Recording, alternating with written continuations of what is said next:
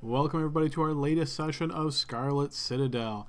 The group actually ended up in a pretty good place last session as they were able to defeat an opponent who had been a little bit tricksy and managed to take him prisoner. And there's been all sorts of discussion about his fate, so we'll see that shortly.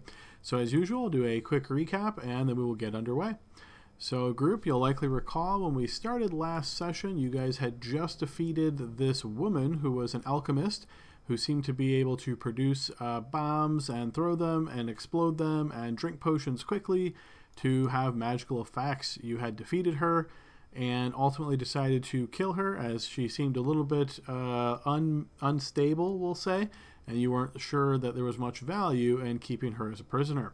So when we picked up last week, you guys had just done that arrangement. You had checked this room, found some different interesting things in here, and particularly this large contraption in the center of the room seems to have many different levers and spinning dials and devices, all these strange things that you guys sort of peeked at, looked around at, but nothing too much as far as you're able to pull away from it or understand.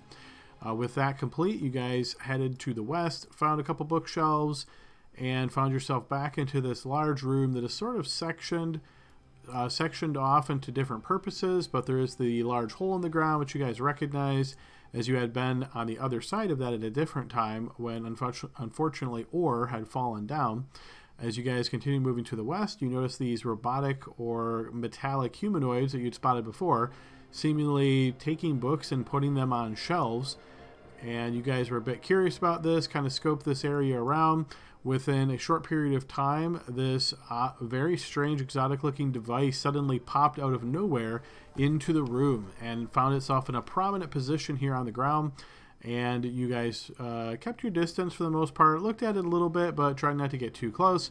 Eventually, we had Elliot stepping a bit away from this as he was investigating more of the north part of the room when these metallic humanoids made their way back and got close to the device.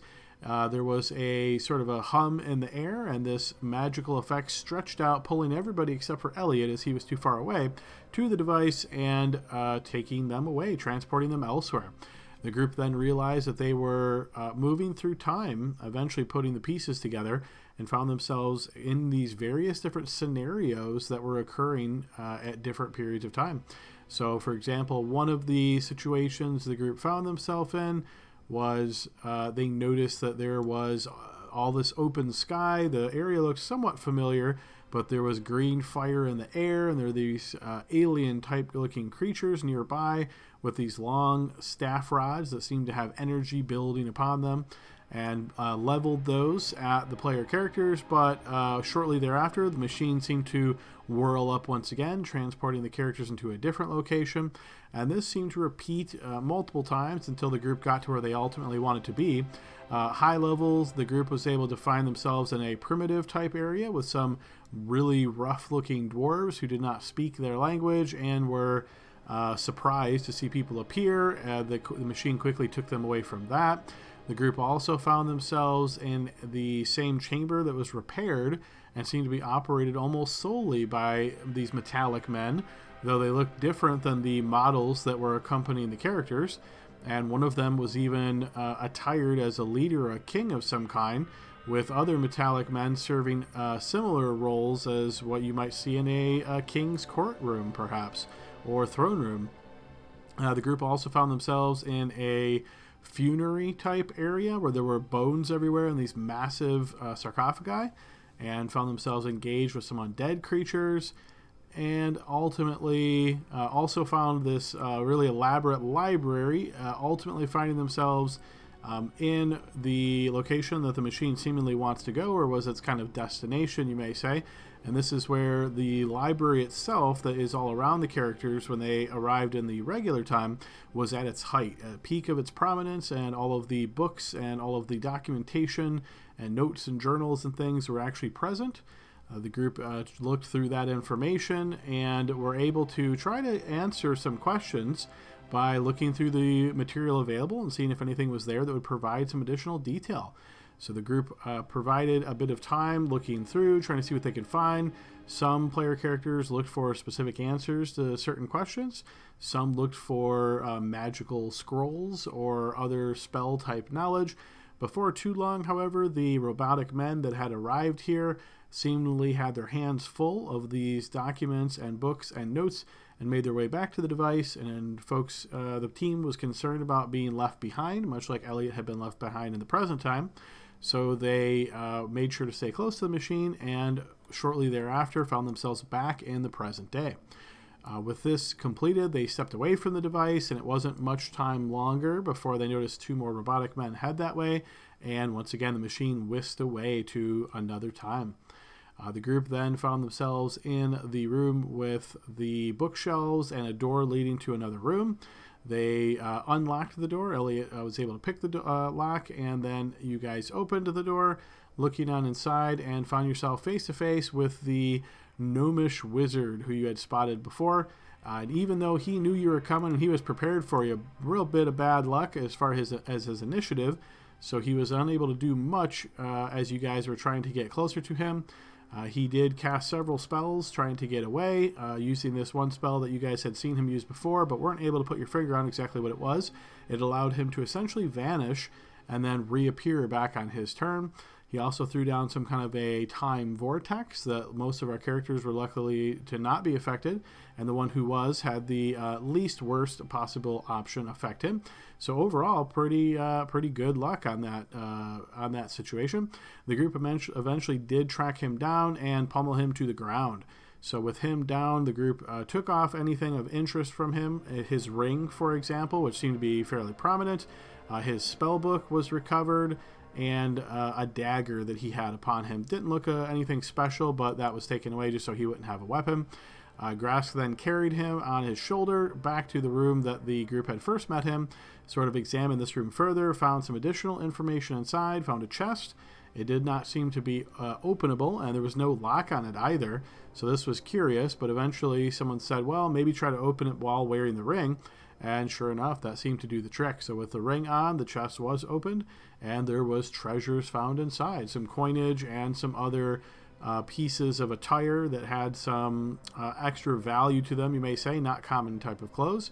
So the group collected everything they could. I think they may have even taken the chest with them and started making their way, or the plan was to make their way out. So I believe, group, that is where we left off. I think you guys are technically still... I'm trying to remember. Does anybody recall, did you guys actually get all the way outside, or were you on your way outside?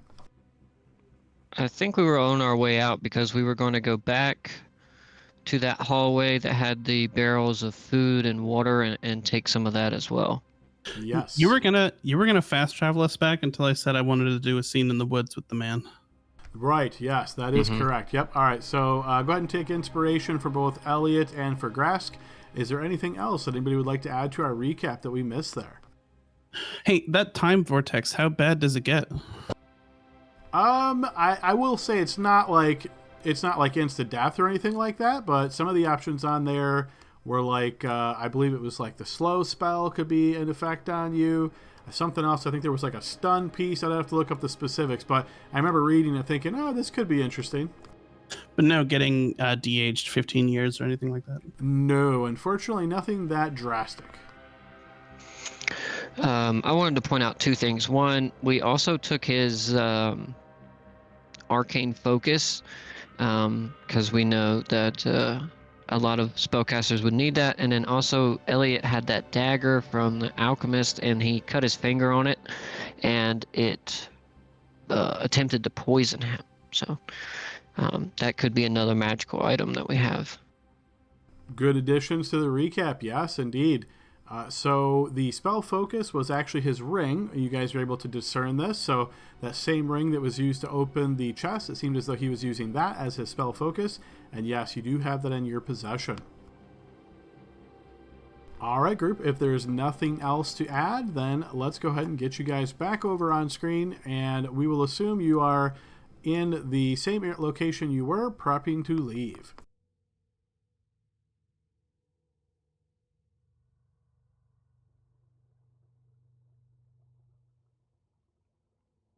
All right. right, group. So we find ourselves back in the room with this large hole in the ground. If you guys are simply essentially trying to take the most direct route and just back to the circular stairs and up and so forth, we can certainly move you guys along, unless there was something else I heard, perhaps heading back to the room with the barrels of food and things and checking that area out.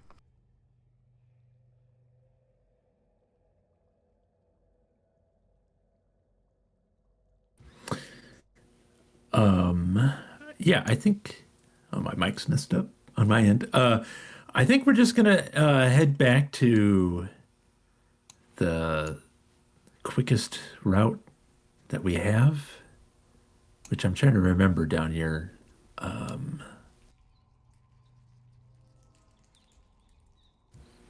Yeah, we're just going through this door right here, right?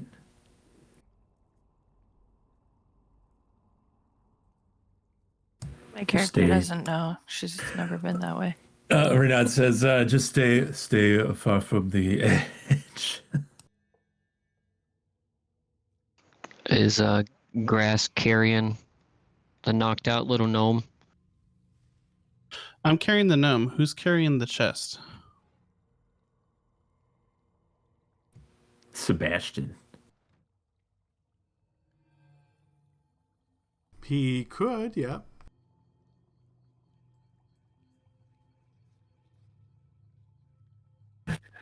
Yeah, let him carry it.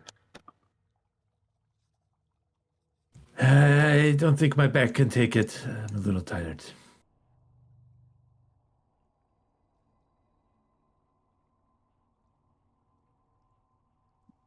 I mean, I need my hands free, but I'll carry it for now.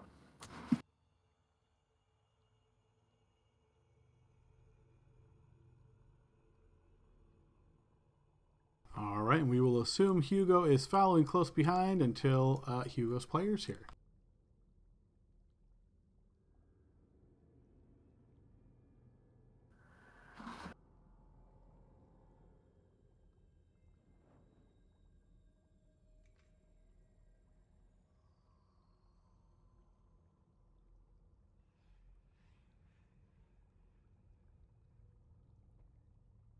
Ooh, that lightning's pretty. Do not touch it. Bad things will happen.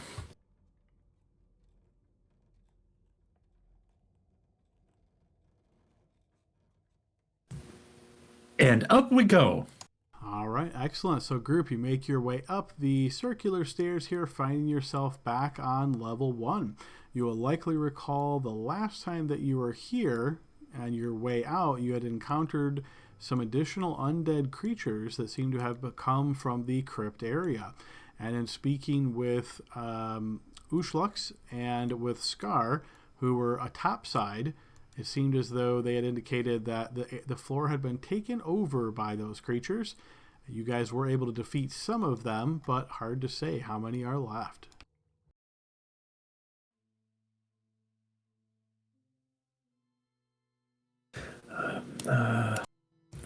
Elliot, do you wish to go first in case there are creatures waiting?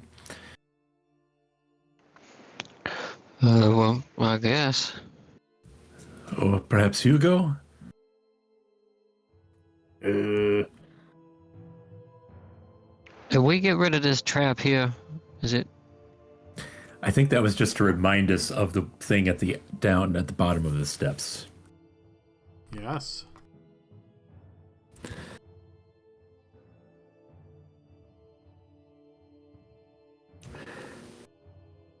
It's probably written in chalk on the wall and has like an arrow pointing down.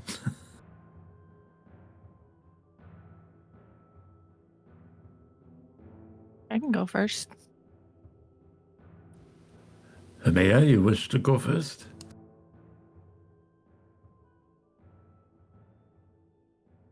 Me.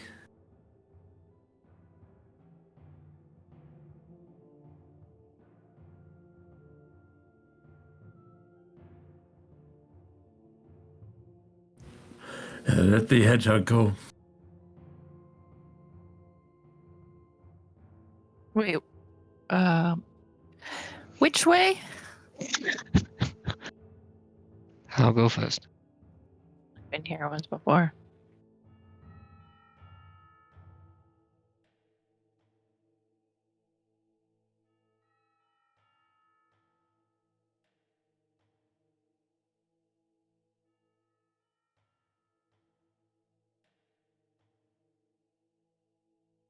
Do we hear any noises like we heard the first time? No, it is eerily quiet.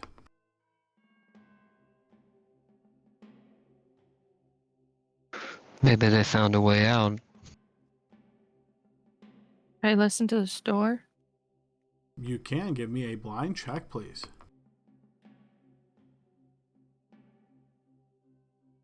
You can hear something on the other side, but you can't make it out through the thick door. There's some movement on the other side of that door. It's probably Usadix and Scar. I hope. We have our prize. One leave today.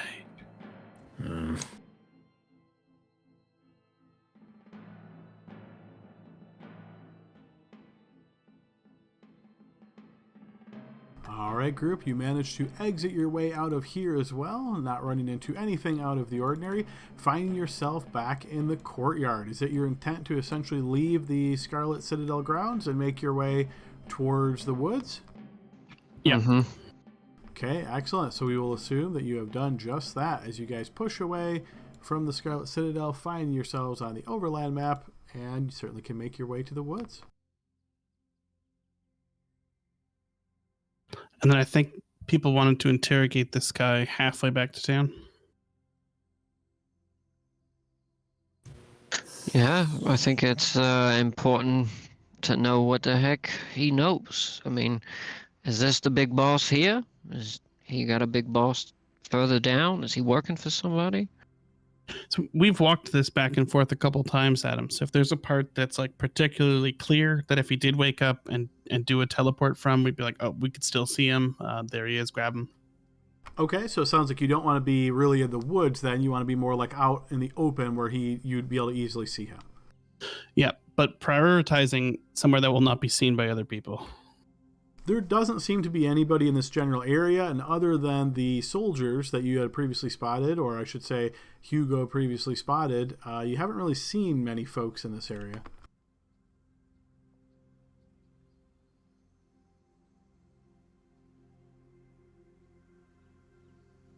So we will assume you guys have found a suitable open type of area here. He is still unconscious, though. Do you have your questions? Well, maybe we should figure out what it is we want to know.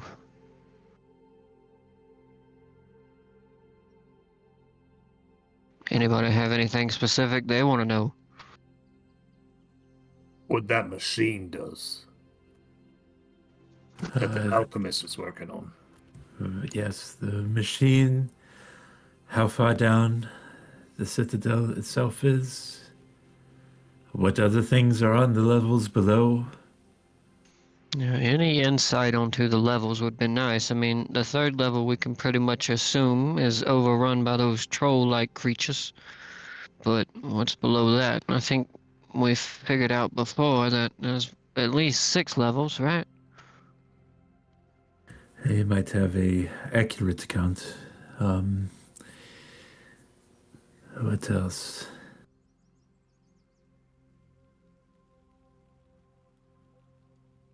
If he's working for anybody. Good. Well, also, didn't he have that picture on him of that silhouette? Said good riddance or something like that. Yes. I'm trying to think. Oh, wait, here we go. It was Machines. the cup. Yes. Family crest, framed silhouette of an unidentified gnome with the words "Good Riddance" scribbled across it. We can ask him about that. And I need a knife. Yeah. This is his own knife. I took it off his body. wants to be through the heart, I'll use this. Fitting.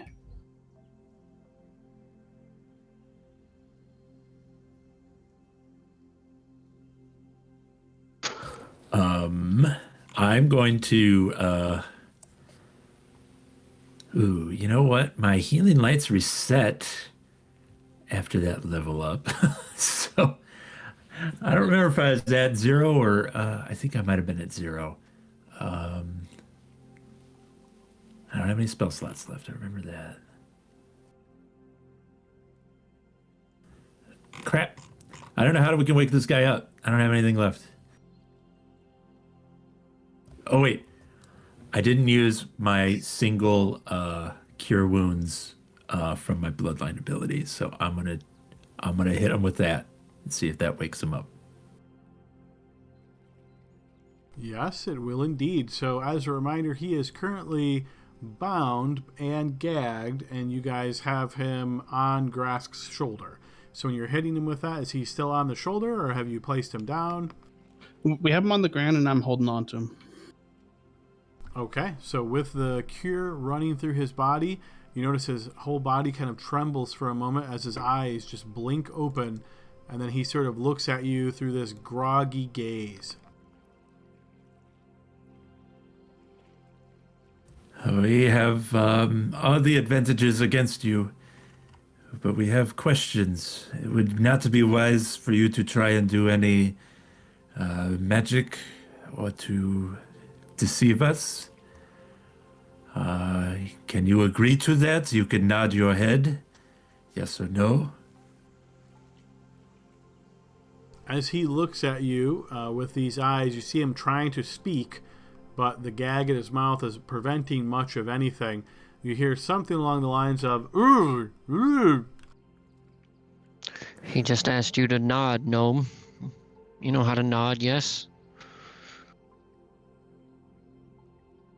He shrugs his shoulders.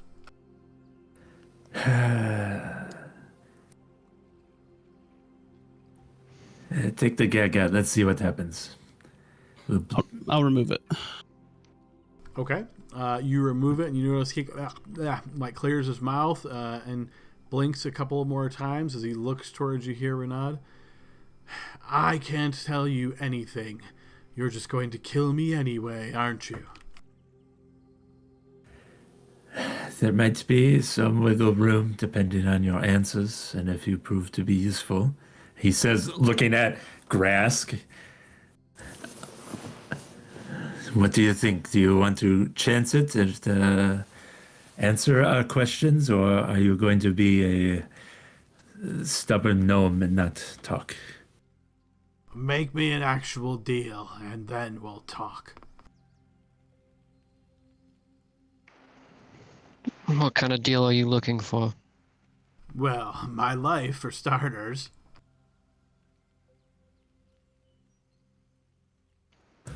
Renaud's going to pull Grask away to whisper to him to try one more time. Grask isn't gonna walk away. He's staying with the gnome. Grask, I do not wish you to do this, and I know that you perhaps have cultural differences that make it not a egregious act, but I have them as well, and I have to say that to do this would it would amount to an evil act that would I do not know if I could overlook it. Do you understand what I'm saying? I do. Time fixes all wounds. You'll find a way. I do not think so. There is a time and a place to defend oneself, to finish off someone who will eventually do the same to you. But this is not it. And to be honest, there are other crimes that this band may be to answer for. That Then ask your questions and hear his answers. He won't answer any if I cannot give him a guarantee that you will not stab him in the heart. Why don't you tell him his answers are dependent on his life? He gives us truthful, honest responses, and we can talk about it. We're standing right next to him, so he's hearing us say all of He that. is indeed watching your Yeah. eyes, and you notice him kind of, his eyes darting back and forth as he's watching each of your party members sort of interact in their opinions. I never take my eyes off of him. Like everything I say, I'm looking him right in his eyes. Grask is the same. How could we make a deal with you that you could be sure we wouldn't walk back on? Well, for starters, you could let me go, give me a bit of distance, and then I'll answer whatever questions you have. We couldn't be sure you'd uphold your end. You've taken all of my stuff. Do you really think that these little legs are going to outrun you? You attacked us when you first saw us. Why? Well, that sounds like a question. I'd be more than happy to answer it if, well, we come to an arrangement. In fact, I can tell you quite a bit about the Scarlet Citadel. That's what you want to know, isn't it? That's what I want to know.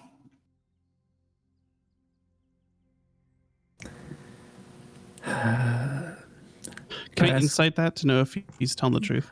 Yeah. You want an insight to want to know if he's telling the truth, that he knows a lot about the Scarlet Citadel? Yeah, or if he's saying that because he thinks it might keep him alive. Sure, Graf, since you asked first, yeah, go ahead and do a blind check. You don't sense any deception in what he's saying.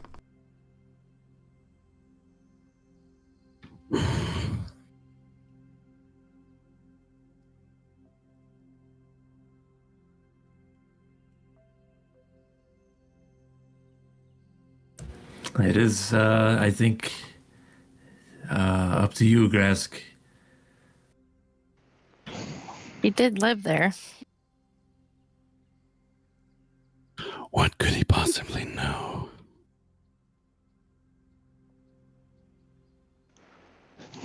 I just want to remind everybody what he did to Harmony. Who's Harmony? He says. A friend. Speaking of friends, Life you stole. I stole no lives, well, not at least from you. you lured her into that pink and purple lightning.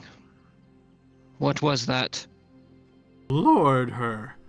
I don't even know what you're talking about. If you mean when that weird one just appeared on the other side, still not quite sure how he did that, though I'm guessing it was a bit of magic, Well, if your friends was dumb enough to try to walk through it from there, you can't really put that one on me, now can you? It was 'cause you attacked us. You are mistaken, Lizard One. I did not attack you. Your friend came over and started interfering in my business.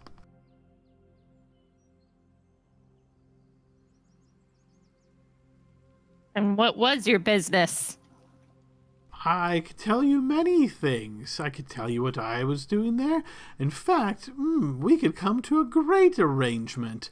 Give me back my spell book and my ring, and I will tell you everything you wish to know. And in fact, I will not go back to the Scarlet Citadel at all. That's not happening. You're not getting your spell book back. Ah, larceny in your heart. Can't really blame you, I suppose, but, well, how is this going to end then? I've got a question for you, little gnome. I have no answers until you agree to release me. It's funny, you feel like you have a little bit of power here, but in all actuality, you have no power. So answer my question, and we'll go from there. Have you seen?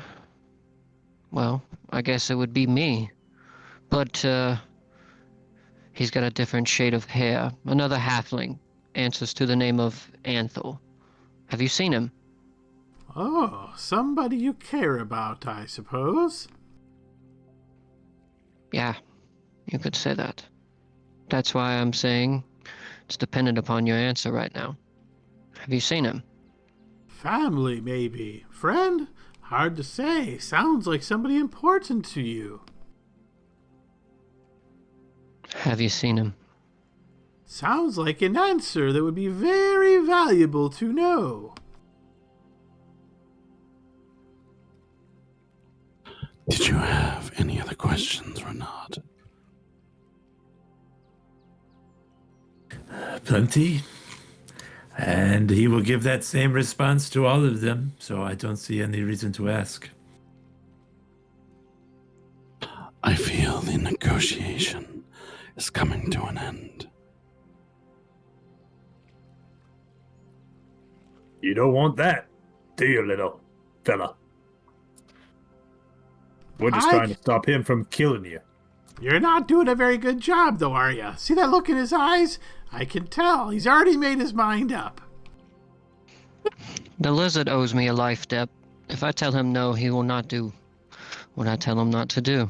Then tell him to get his filthy fingers off me, release me, give me some space, and then I'll tell you what you want to know. Once again, you feel like you hold a lot of cards here. You don't. Killing me You answer- gives you nothing, but learning from me gives you much. So, yes, I do hold cards. See, here's where you're wrong. We've delved into this dungeon knowing absolutely nothing about it numerous times. We've lost a lot of friends. Wow, What? imagine that. Going in, not knowing what you're doing, and losing people. And you don't think my information will be valuable. Maybe you're dumber than you look, and that would be hard. We'll do it again, and again, and again, and again. It doesn't matter to us. If you don't have any respect for the life of your own companions, how could I expect you to respect my life?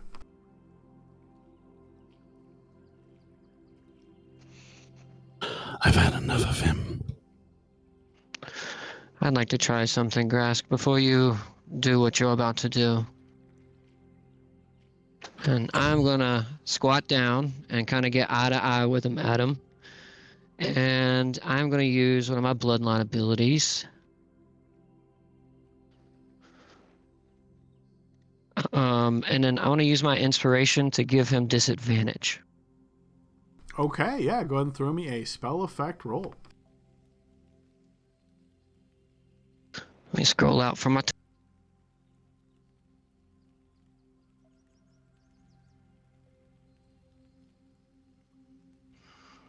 Hang on, I think I'm still on 2GM. Here we go.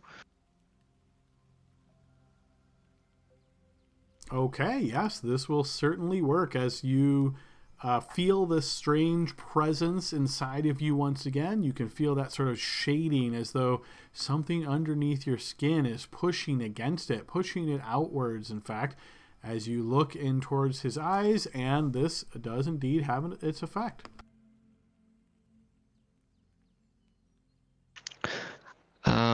Telepathically, I'm going to look at him and I'm going to say, I want you to answer all of Renaud's questions. Do you understand? Yes. Renaud, he's under my control. Ask him anything you like. Oh,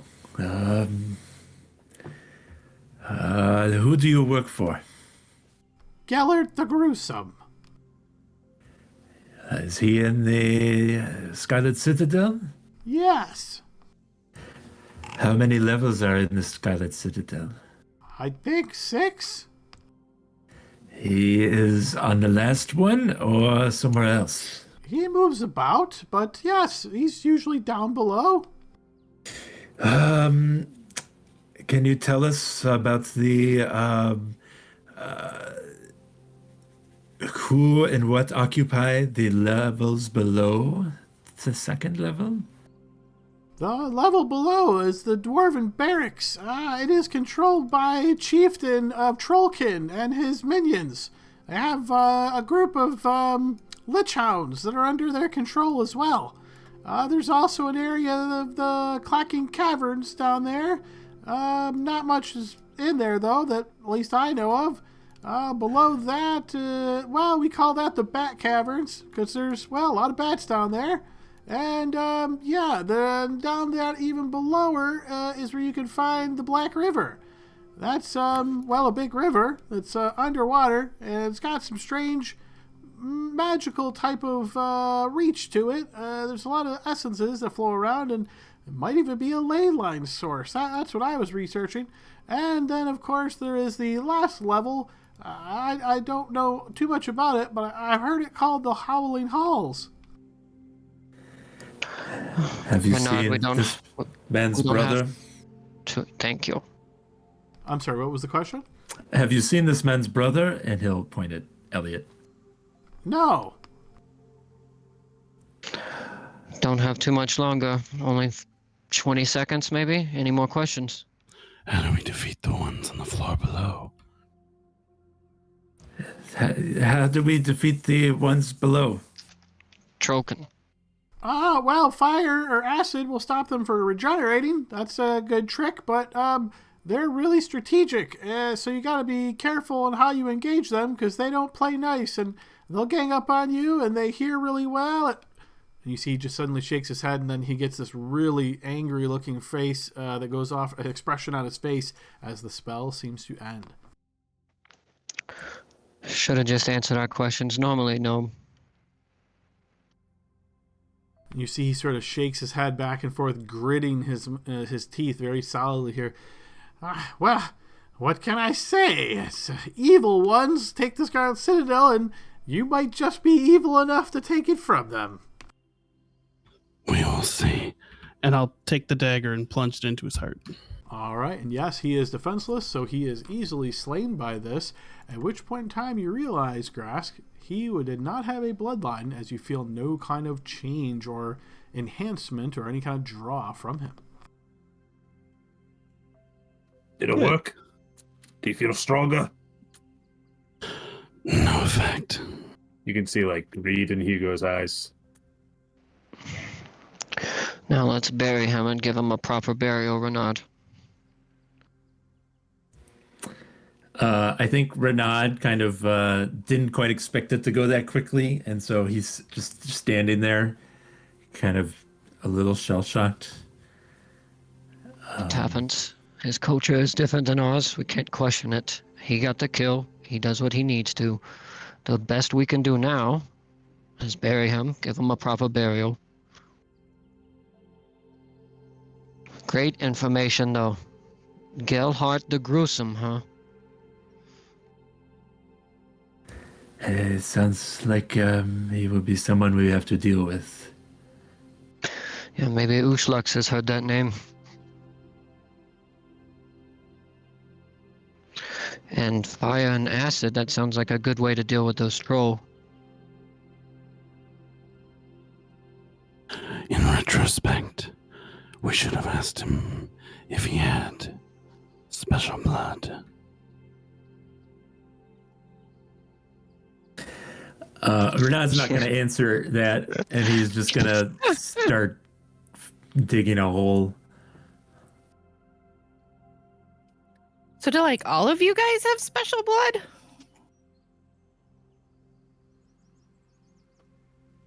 Not all of us, but a lot of us.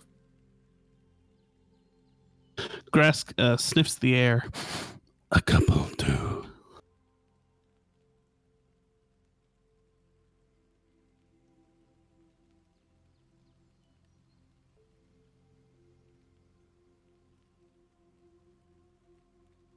All right, so Renaud is digging a hole here as the rest of you kind of stand about, looking at one another, looking down at the now corpse of the gnome. And yeah, after about an hour or so, do you have any tools or any kind of special ability to dig holes here, Renaud? I said that shit, and then I started looking at my sheet, looking for something I can use. Would maybe like if I cast Shillelagh on my quarterstaff, would that maybe dig Uh, better? Because it's like suddenly hitty. I don't think so. No, sorry. I can help with that. Yeah, Hugo will assist him as well, just trying to like dig with his hands, I guess. I'm gonna I burrow. I think in that case, to start, Bernard's going to do the desperate, just digging with his hands until everyone chips in. So I imagine it's sort of like Renaud starts digging with his hands, and he goes, "Oh, I'll help you." And you guys both have like an inch maybe as you're digging, and May realizes what you're doing and just goes over there and you just see her go, and suddenly see this dirt kicking out at a pace that you just can't believe as her claws are digging into the ground very effectively here, creating a hole in a very short period of time.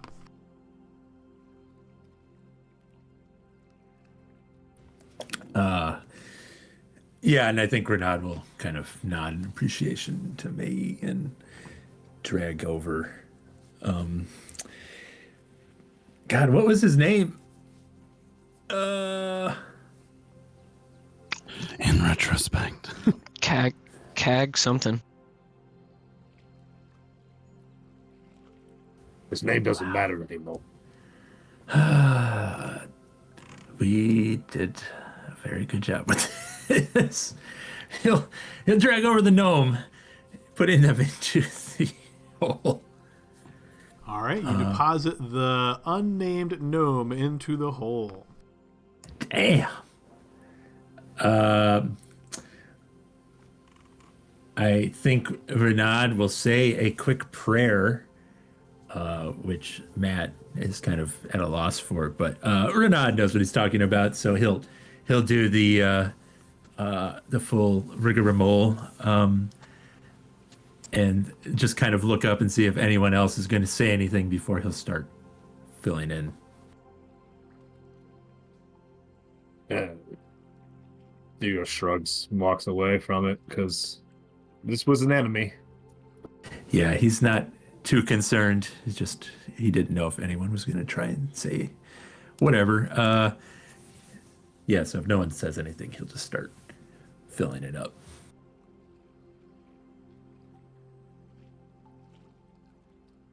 Okay, doesn't take you too long here to start packing this earth back down in, covering the gnome's body with a few feet of dirt here. And yeah, after probably an hour or so since you guys started the negotiations, or interrogation might be a better term, and then the burial and so forth, this endeavor is complete. Well, we've got some good information from him. Gerhardt the Gruesome, huh? This sounds like a piece of work. He sounds like he's really open to negotiations, huh? Probably Interesting that aggressive this one- negotiations. I'm sorry, I talked over you, Noah. No, that's all right. It's interesting that this one is working for anybody. Said he was studying ley lines. I wonder to what effect. We didn't have much time to question him, unfortunately. He would have gone back to the Scarlet Citadel had we let him go. If he's working for someone, he'd make his way back there eventually. I guess we'll never know.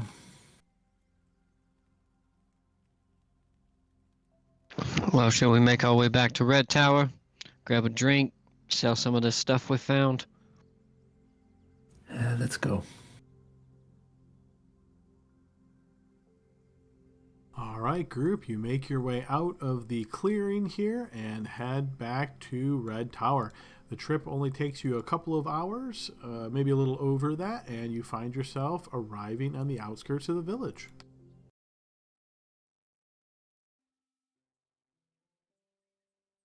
Let's head to Matilda right now. Yes, I agree. All right, so you guys take your typical path, making sure to avoid the pond, moving through the farmland, coming around, and eventually going through the open gate, where you notice a familiar guard who just gives you a friendly sort of wave of the hand as you enter, and you decide to head over to Matilda's home.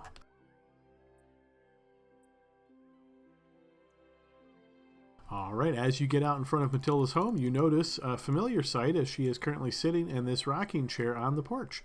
And she sees you all approaching and smiles at those that she recognizes. She kind of squints and at some of the rest of you, as some of you have not met her yet.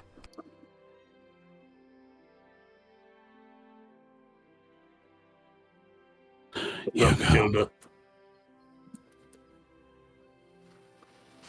Hugo, Yes. give her the ring and the chest. Oh, okay. Do we want to take the stuff out of it first? Yeah, probably. There's those gloves and some things we can sell. Hey, Matilda. We let her look at them all and see if anything catches her eye. Well, I'm not sure if anyone's going to introduce us, but hi, my name's May. And you notice she has this sort of soft smile and she says, "Oh, well, greetings, dear. I must admit, I don't think I have ever seen one of your kind here before. May, it is so nice to meet you. I am Matilda." You're just as lovely as they said. And you know, she gives a smile, but it's one of these, "Is that really what they said?" kind of smiles as she looks at the rest of the group, but she eventually gives a nod. "Would you all like to come in for some tea, perhaps?" Yes. Wonderful.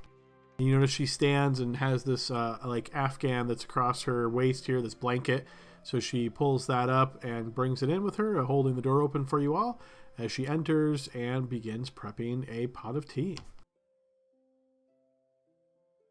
She offers for you all to have a seat in this area that, not really officially, but might be considered like a parlor. And as you guys sit and getting it comfortable, it doesn't take her more than 10 minutes or so before she comes around with a carafe or a pot of tea and eventually brings around some little cups and saucers, placing them in front of you and doling out a good amount of tea to each of you. There is some sweet on the counter here. You can think of this as like loose sugar. And she sort of motions that with you, and then looking towards you all says, "Well, it seems as though you have gotten up to quite a bit of different adventures, I am sure.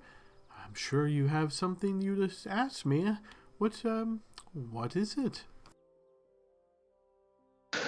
Well, as you know, we've been traveling down into the Citadel, trying to uncover information, history, what's really going on down there, etc.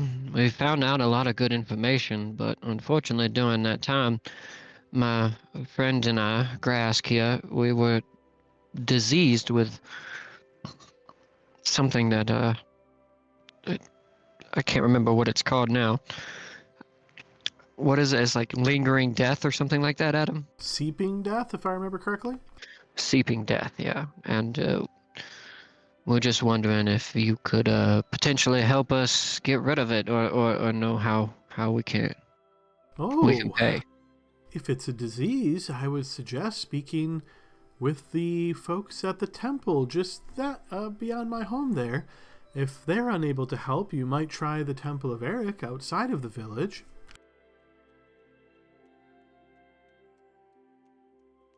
Perfect. And have you ever heard the name Gelhart the Gruesome?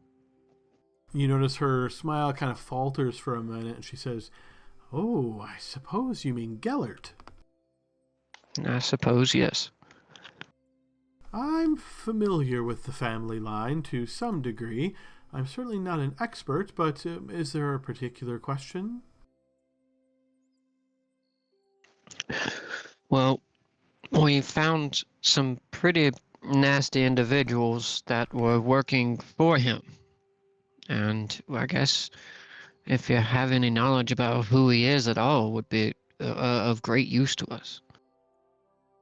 "Oh, well, you see, there's been a patriarchal family line that has, I suppose you could say, infested the Scarlet Citadel for many a year. It is said to have started with Gerhard the Elder, who came here some 250 years ago or so. When he died, he was succeeded by his son Gerhard the Younger.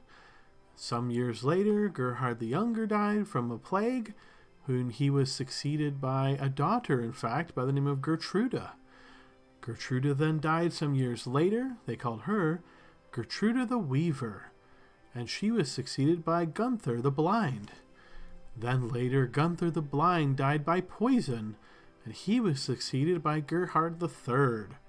And on and on. I could go through the specific details if you're curious, but I believe the last member of that line is the one known as Gellert the Gruesome.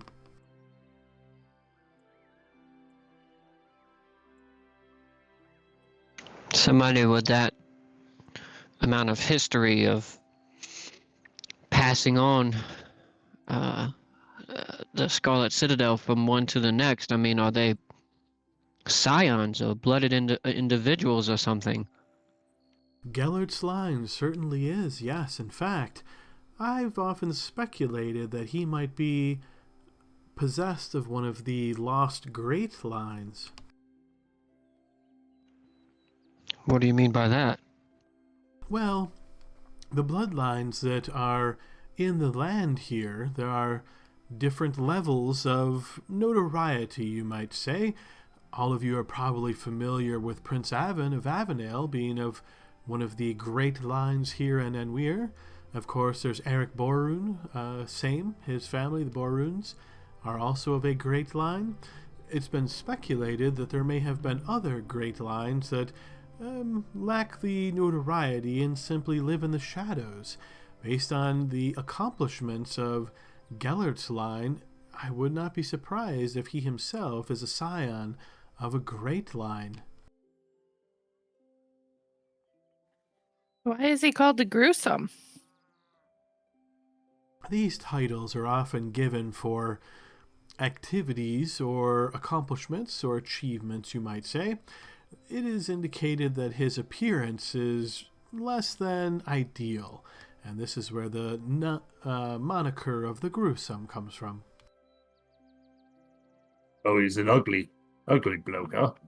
And you see she gives a soft smile. Yes, I suppose that is the easiest way of saying it.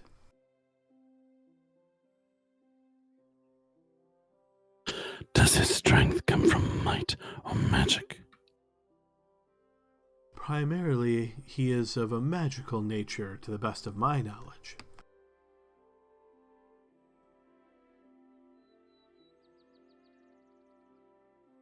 Do you have any idea what he wants down there? Is there any history about anything that is worth holding it for so long? Well, there's been different adventurers over the many years that have gone to the Scarlet Citadel, and collecting knowledge from them being passed down through the townsfolk and the information that I've been able to gather. The Scarlet Citadel itself holds many mysteries. Some have suggested that there is an ancient source of magic deep down underneath the Scarlet Citadel that fuels many different experiments of a, I suppose, gruesome nature. That may be why the family has held it for so long, trying to master that energy, that magical force, and bend it to their will.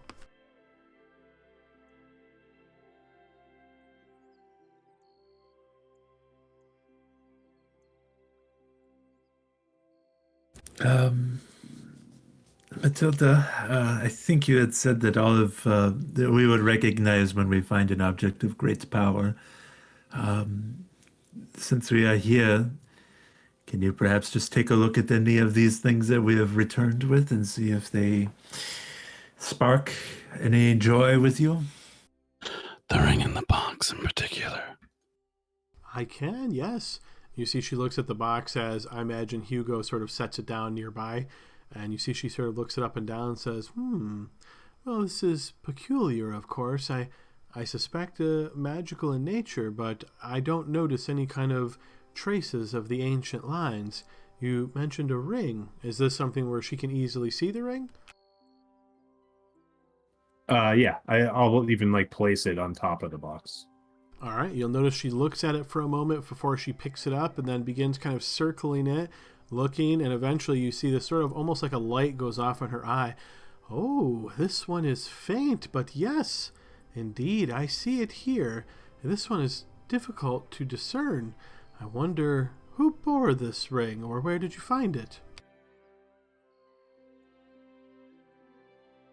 It was on a gnome who worked for Gellert. He used it to cast magic. I see. Do you know the name of this gnome? No, we don't. Okay, well, sometimes such information makes it easier to draw out the latent energy inside, but it's not a requirement. It'll just take me a bit of extra time. Which of you should be bestowed of this energy? Me. And you notice she nods and looks over the ring once again very carefully. It takes her about 30 minutes or so, and during this time you notice a lot of like facial gestures she's making. It's very deeply focused as her eyes kind of widen, then she looks and more narrowly. Wait. We gotta pause because I said that, but that's because Grask wants it. If someone else wants a shot at this, put your name forward. Renat's fine. First. He stabbed a man through the heart. I think he can have it. I mean, no, he didn't. All right, You so take it, Grask. all right. That's right. So it sounds like the group has agreed then. So yes, she will look over this for about 30 minutes or so, looking very carefully, sort of tracing her finger on it. You're going to notice different gestures in her face, and she seems very intently focused on this. And eventually you notice she nods and says, there it is. And you notice she kind of moves with her fingers here as she's like pulling backwards, almost as though imagine someone just wiggling their fingers in a dramatic gesture. And you don't see anything, but her hand clasps almost onto like a fist as she pulls it back. And then you see she holds her hand up, palm upwards, but still with a clenched fist. And then she looks towards you, Grask, expectantly, like expecting you to step forward. I do. And you'll notice she places it on your chest and just holds it there for a moment. And yes, you can feel this strange sensation. It's almost like perhaps if you had shock paddles on you ever once, you get that just kind of that shock. It's kind of like that, maybe causes you to take a step, and you can feel this energy sort of flows through you. And Grass, go ahead and roll a 1d4. All right, your bloodline score has increased by 2 points.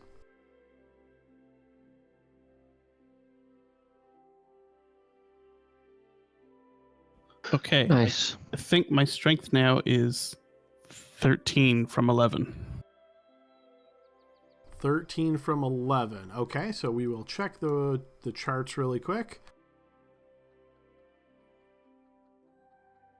Oh, I didn't even hit it. You were at 11, you said?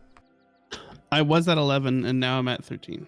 Okay, so yeah, you would need to get to 20 in order for this to have another ability. So again, keep in mind like all the stuff you guys have done so far, and this is the first one you found, right? So the idea is it's supposed to be fairly rare, but you can go up, but going up 10 points, for example, or 9 points, I guess, will certainly take a while.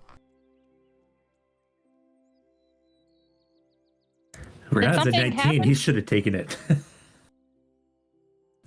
I'm just kidding. You feel different, Grask. I've told that you don't always. It can be something that takes generations to pay off.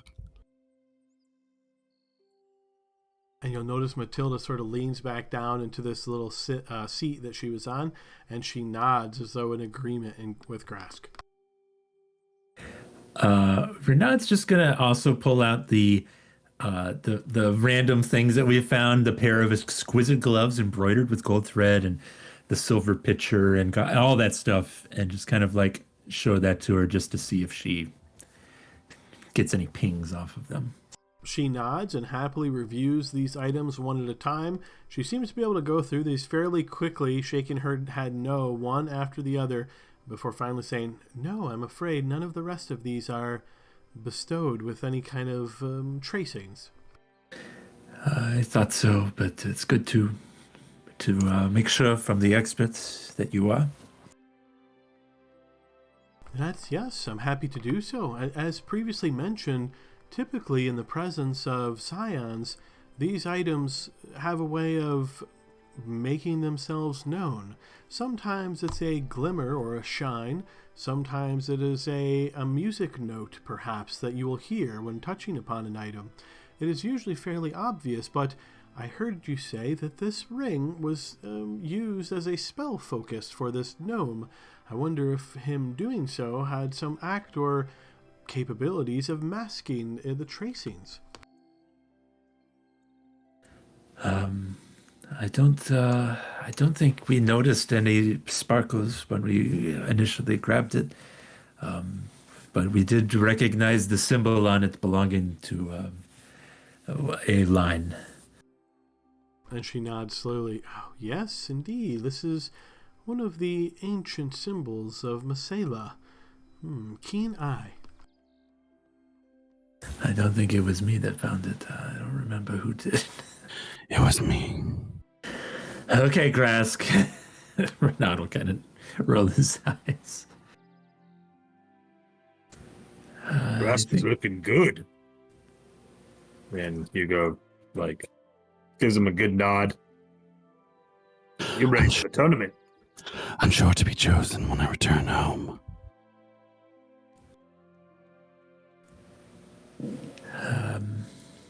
Chosen for what? Yeah. A mate. What do you look for in a mate? Strong blood. How do you know if their blood is strong?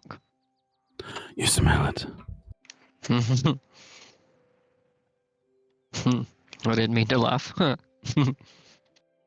hope you find a nice mate, Grask. I hope I'm chosen. Interesting custom. Hey, Matilda, this may seem like a bit of a curveball question, but is there any way to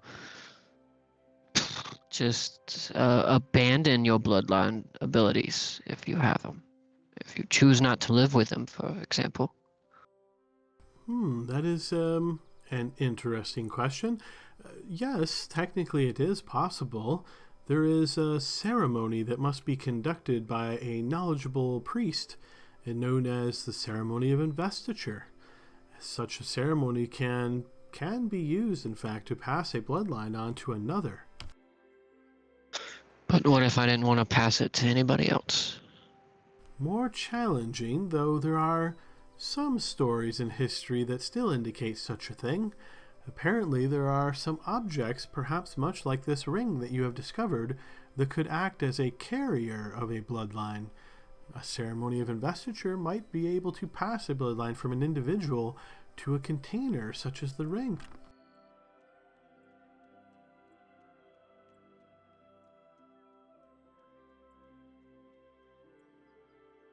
If you don't want yours, I'll take it. Like I said, I'm an orphan. I don't know much about my blood abilities at all. I know that sometimes I can cast things outside of my realm of magic. I'm an orphan too. What a coincidence.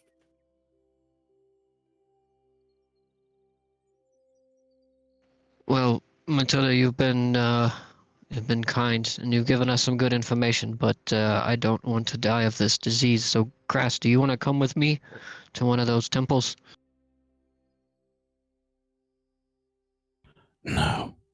Last time it didn't do anything. What you got is pretty bad there, Grask. I'm just telling you. You gotta try to find some way to fix it. can smell it on you. Maybe you should try meditating. Renaud, Yes, Gresk. find out how to fix this. I have some ideas. Adam, technically, we don't level up until it's an official long rest, even though I'm all about the short rests as a warlock. That is correct. Yes, you have to have a long rest to apply a level up. I'm not worried about it. Renaud's looking into it. I am surprised that you have such faith in me, Gresk. I know you need me. It's quite a range of emotions on Renaud's face as he's kind of like, oh, maybe there is hope for Gresk. And then Gresk says that, and he just kind of goes back to sour face, like, oh. They'll have to wait until tomorrow at the very least. I will think on what I can do.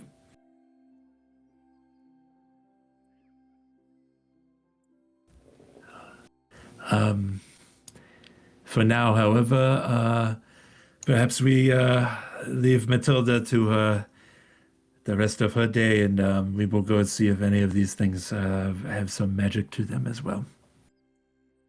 I will. I Grask, got this scroll too. Grask finishes off his tea and then walks over and fills one of his hands with the sweetener and says, Thank you for the tea. he walks out. And you notice she smiles, kind of her eyes go to the teapot, perhaps a little surprised that Grass didn't try to eat the leaves this time, but she smiles nonetheless and steps up, taking the pot and moving it back as she gives you all sort of a faint wave goodbye with a smile. I'm going to Nice to meet linger. you. Okay, you linger behind Elliot. Yeah, and I'll say, I'll catch up with you guys. All right. Check out the Temple of Halen, Elliot. They'll help you out. All right. Yeah, I'll meet you guys back at the inn, yeah? Grab a beer. All right. All right, so as the party exits from Matilda's home here, and Elliot, you remain behind, you notice she's kind of just doing some cleaning up when she looks back and sees that you're still there and has the smile still on her face as she approaches and says, "Oh, was there something else you wish to discuss, dear?" So Elliot will like take his hat off and he kind of looks like down at his feet, kind of embarrassed, and he says, what do you know about Azariah bloodlines? And you notice she smiles slightly and she says, "More than I care to be honest." And you notice she sort of reaches out and taps on your hand in a very gentle sort of gesture. "This is something you've been dealing with for quite some time, I'm sure." My brother and I, we share a bloodline. Our father left us at an orphanage in Proudglaive, but my father is an evil man. And, well, we've inherited his blood. And I don't want it. Well, there is a chance if you were to speak to the priests at the Temple of Halen, they may be able to try the ceremony that I explained. Typically, this is not something that are done for, well, I suppose they would say non-nobles. It's more common in the more capital cities when these type of lineages are passed, but they are always very well documented and momentous type occasions. What you're dealing with is more of a unfortunate circumstance and viewed often as a blemish. I don't know if they would be willing to help or not. It's going to certainly test your strength and your resolve.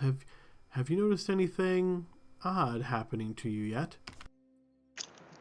Yeah, almost every time I call upon a power when I need to use it, it's out of desperation for my life, but it feels like I'm being consumed by some kind of darkness from the inside, like it's reaching up through my throat, if that makes any sense.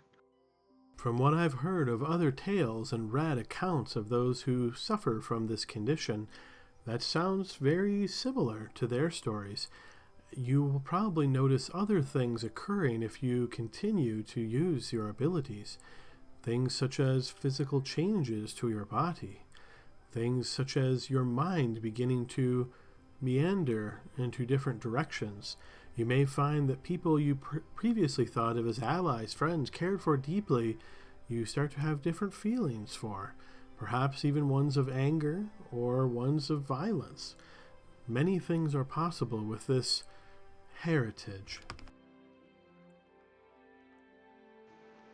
Well, I'll do some research, I suppose, and we're going to a bigger city in a couple of weeks. Maybe I can get a little bit luckier there, but well, if you wouldn't mind, if you come across anything about me being able to get rid of this, just let me know. And if you could, just keep it between us for now. Of course, dear. Yes, I will certainly keep this between us. As far as coming across anything else, I will just be very honest with the chances of that. I've been studying the science and the ancient lines for most of my life, and my knowledge on the matter is only pieced together. There are few people who are experts in such things. You say you're going to a larger city. I suppose, based on all of the hubbubalub around the village, that must mean you're heading to Proudglaive for the tournament. Probably. Well, before you depart, come see me once again. I may have a contact that I can direct you to there who is dealing in other types of matters, but who may be able to help. Thank you. And she taps you on the hand once again and gives you a smile. Put my hat back on and I'll walk out and I'll make my way over to the Temple of Halen. Alrighty, excellent team. You guys obviously would get to the temple ahead of Elliot there. So as you arrive, you notice that the temple is fairly populated. There's probably 10 people in here or so during this time, and they're just kind of meandering about. There's no official service going on right now. It seems more or less like a citizens meeting inside of the temple here. But you do notice that there is a priest who is near the front, kind of just looking through some documentation.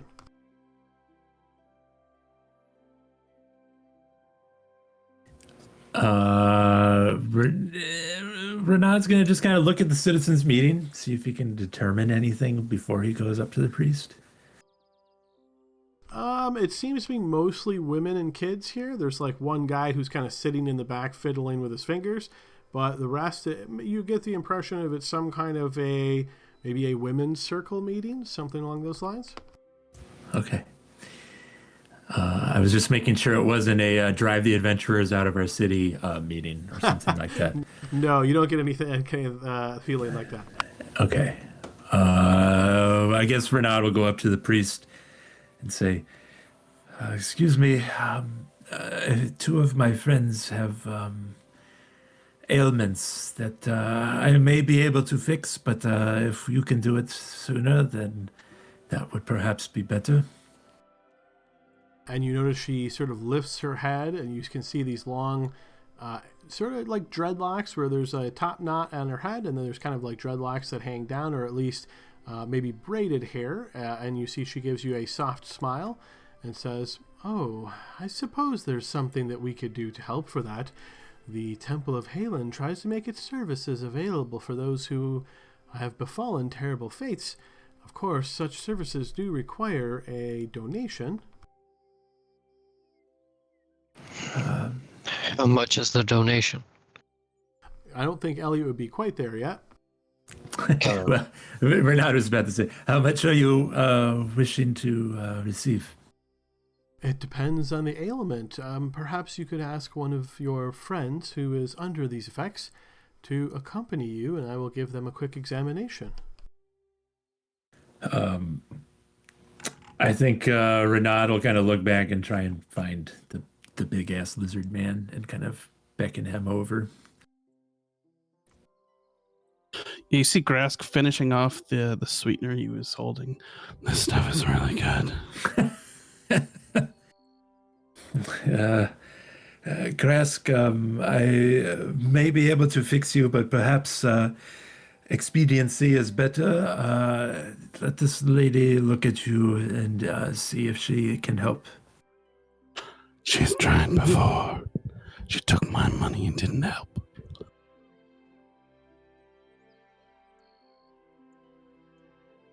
I think this is. Are you referring to the part where she didn't give you back your shadow? Precisely. Okay. It worked for me that time, Grask. Now, it's up to you whether you want to spend the coin, but she may be able to help you.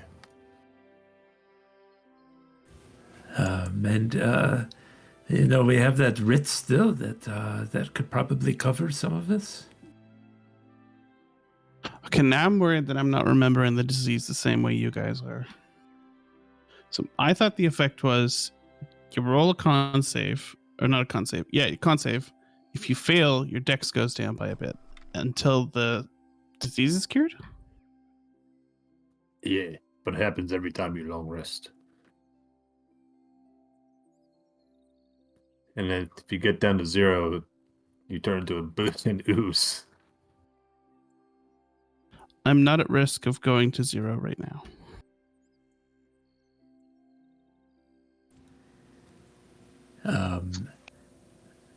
Let her look at you anyway, just so we know how much it costs. All right. I'll get a quote. Can we get a quote for this? And Hugo's holding the Book of Hail, and he's like, "For my friends, please. I'm trying to teach them the way." And you notice she nods slowly but looks at all of you, and you recall some of the negative interactions that you've had with her so far, and that seems to match the skeptical view on her face at the moment. But nonetheless, you see she does sort of step around you, Grask, and holds her hand up at different places as she motions, kind of eyes you, and eventually looks deeply into your eyes, and once again holds her hand up, stretching her fingers out in sort of like a party gesture, but that's not what this is, of course. And as she's doing so, eventually you notice this kind of like bluish energy at the tip of her hands. She looks once more time, and she says, "Oh yes, it seems as though this is not quite as bad as some that I have seen. I could aid you here for a 100 gold piece donation." You have a generous definition of that word. Which word? Donation.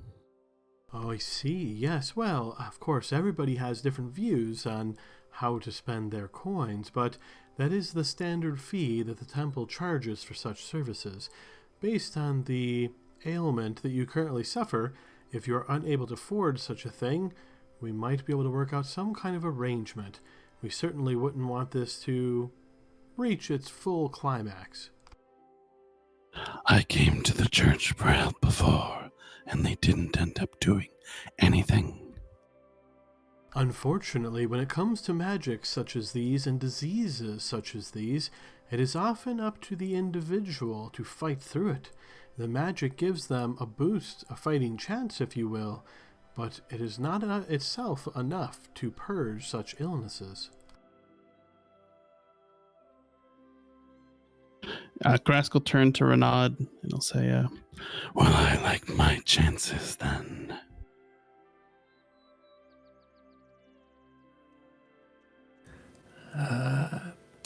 Thank you for your time. We appreciate it. And you see she looks a little bit surprised and says, "I see. Well, don't be alarmed, but I will have to notify the guards just to make sure that they keep an eye on your friend here in case the worst should happen." Hopefully I can take care of it tomorrow. And you notice she kind of eyes you for a moment and then nods slowly. We can't take Grask anywhere. Have I made my way there by this time, Adam? I would say yes. You've arrived now, and as you step in, you notice this sparsely populated pew area, the sort of church proper or the temple proper. You notice your companions up at the front by this priestess, and you can spot this group of women and children, one man sitting in the back. And as you kind of just scan around here, Elliot, that is all you see with your passive perception of 10. I'll walk up and hear the commotion and see Grass trying to resist. And I'll kind of poke my head around and say, I can make that donation. Grass, come on, man. I've got the money for it. We took it off of that note. Renan can do it for free. Yeah, but I don't want to wait until tomorrow. Unlike you, dexterity is kind of my thing, man. It's all I got going for me. Then you do it. All right. I'll kind of shuffle past him and say, excuse me, priestess. I would like help. I'm suffering from the same thing he is. I can make a donation if you guys can help me out. Yes, we can certainly try. 100 gold pieces, please. All right. I'll fork over 100 gold.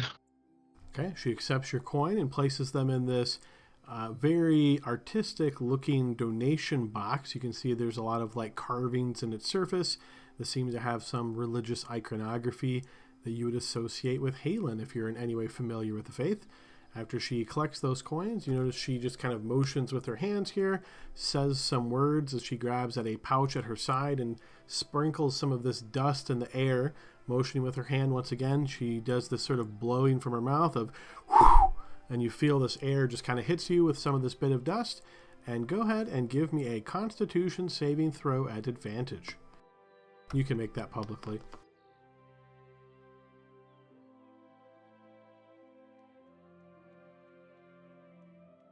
And you don't really feel any different here as this kind of washes over you. You kind of look around like, and you notice she gives you a reassuring nod as if confirmation that this has done the trick.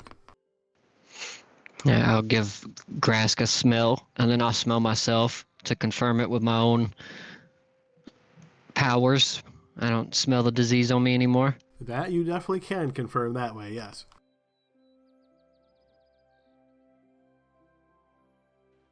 Thank you. Grask, are you sure it works for me, man? Maybe it doesn't work on lizard folk. How about this, Grask? You let this nice lady heal you, and I will buy you as much meat as you can eat tonight. I can buy my own meat. Yeah, but it's better when someone else buys it for you, yeah? No. My thanks, your priestessship, and I will keep training them in the ways of Halen. And you notice she smiles towards you here, Hugo, and gives a nod. I hope that you are finding that book very enlightening. And yes, do what you can. Those who walk in the light make the gods smile.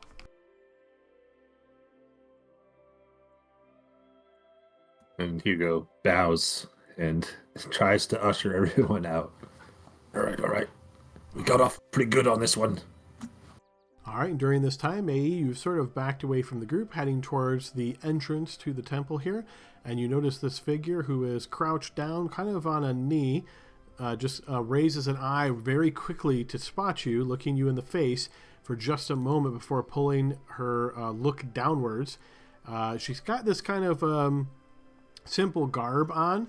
You can notice like a cloak with a hood on it, and the hood is wasn't really up until you were sort of like approaching, and then you notice as she drops her head down, the kind of cowl of the hood falls down a bit more. She doesn't acknowledge your presence at all, just seems to be kind of looking at the ground.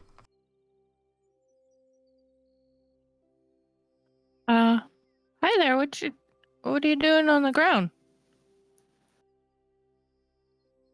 I thought that I had dropped something here, but I'm afraid I'm not seeing it. Perhaps it has rolled off elsewhere. I shall keep looking. Thank you for your time. Can I kind of like duck a little and like try to get a look at her? As long as you don't mind being potentially rude, yeah, you could certainly do that. Okay. All right, so as you duck down and kind of, she notices and raises her head for a moment, and you get a full look at her face. Yeah, you can see she definitely has a bit of a strange appearance.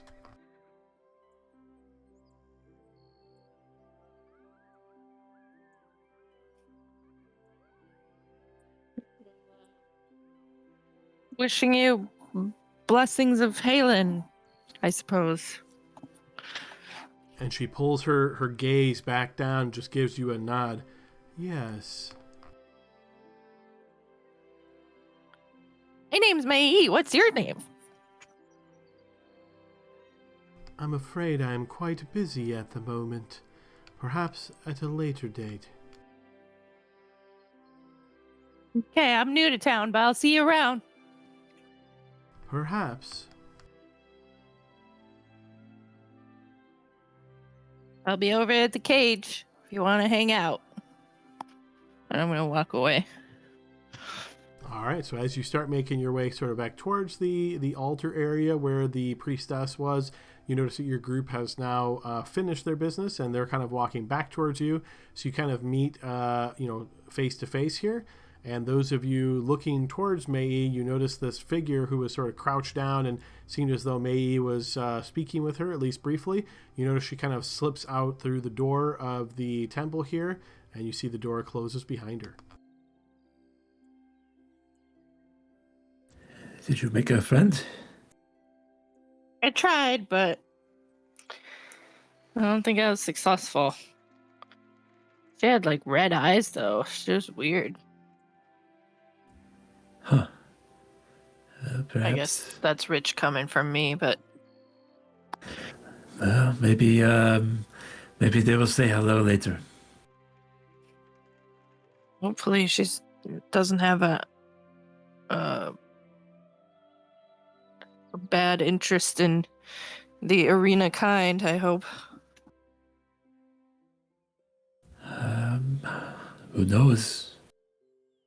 Did she threaten you?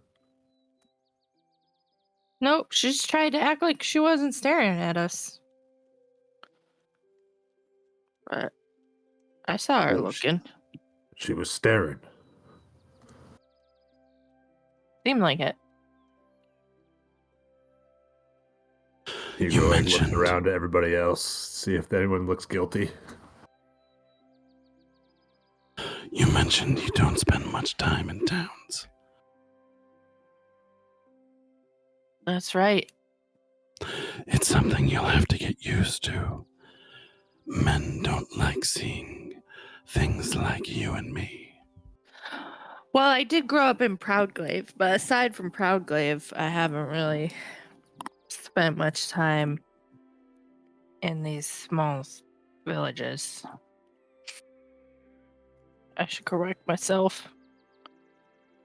Did they stare in Proudglaive? Sometimes, but mostly people mind their own business there.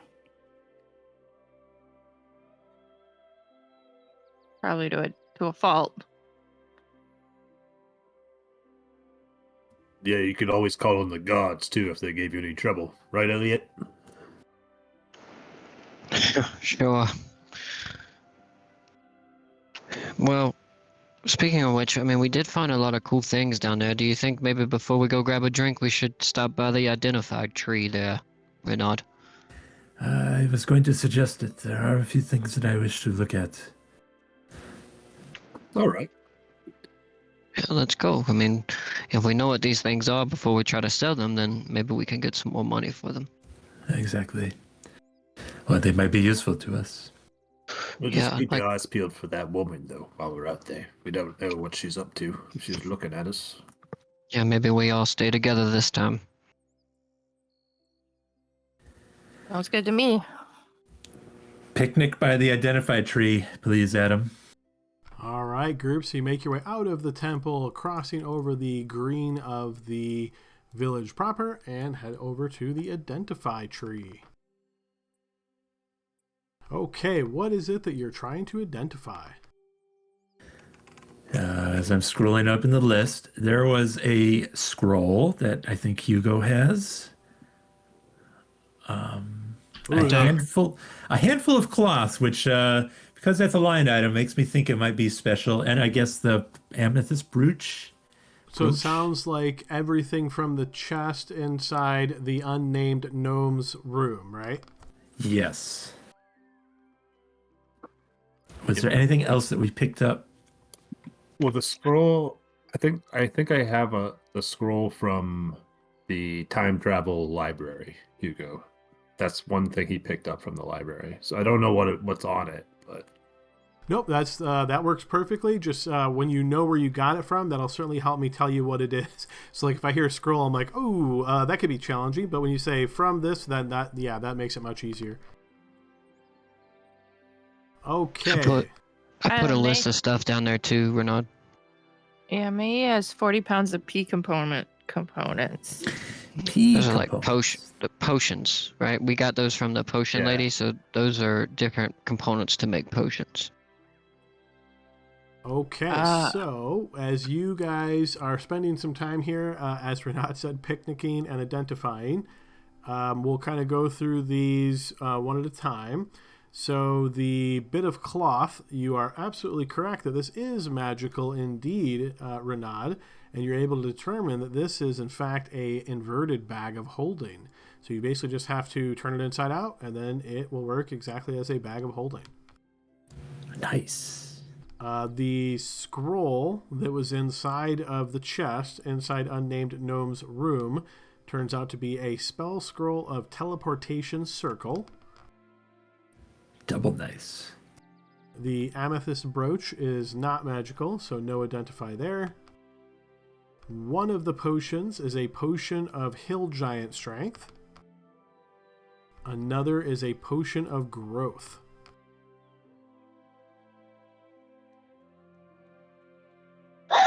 And the 2 daggers at him. And the dagger from her. Okay, 1 second.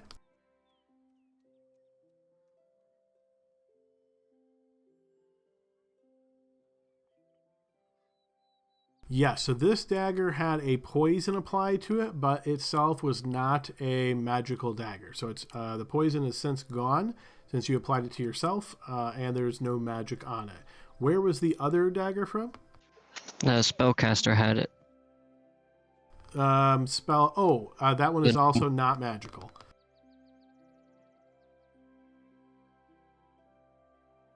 Cool. Bag of holding is nice. What about the gloves? The really nice gloves that were for a gnome or looked like the size of a gnome? Yes, so this would be a pair of exquisite gloves embroidered with gold thread, size for a gnome, also not magical. And goblet. Yes, this is matching silver pitcher and goblet bearing unnamed gnome's family crest, which is also not magical.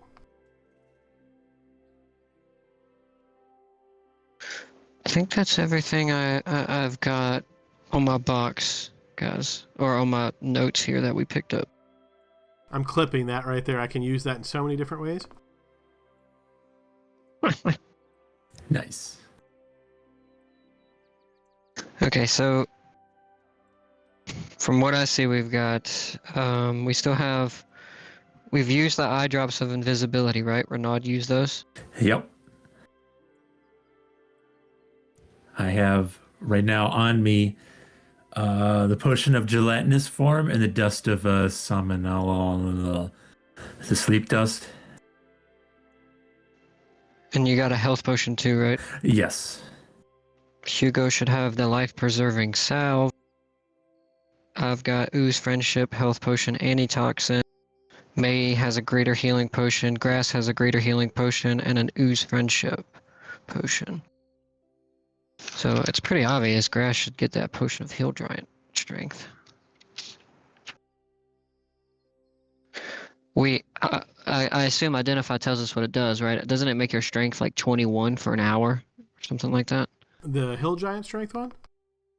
Yeah. I can tell you that momentarily. I am putting the sleeping dust on my quick belt item. Okay. Yes, it is strength score. Changes to 21 for 1 hour.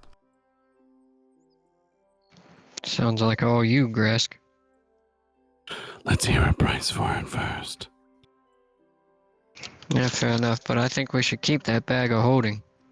That'll help us steal things. And, Hugo, you think you can copy that spell scroll down? I can copy it, I think, but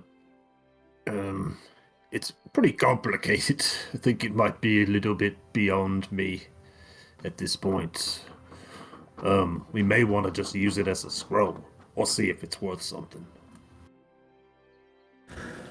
I bet you there hasn't been any sign of any teleportation circles in the town here that we've come across, right, Adam? I can't imagine any of you would be able to recognize such a thing, but nothing sticks out to you that would in any way make you think of that. All right. Renard will say, well, why don't we put it in the bag for now, hold on to it if we want to sell it, or maybe when you figure out it and you have some time, you can copy it then. Yeah, sounds good. And like, it's sort of useless until we find something to connect it to. So, Right. Perhaps there's something down in the lower levels of the Citadel and would make us getting there easier. definitely.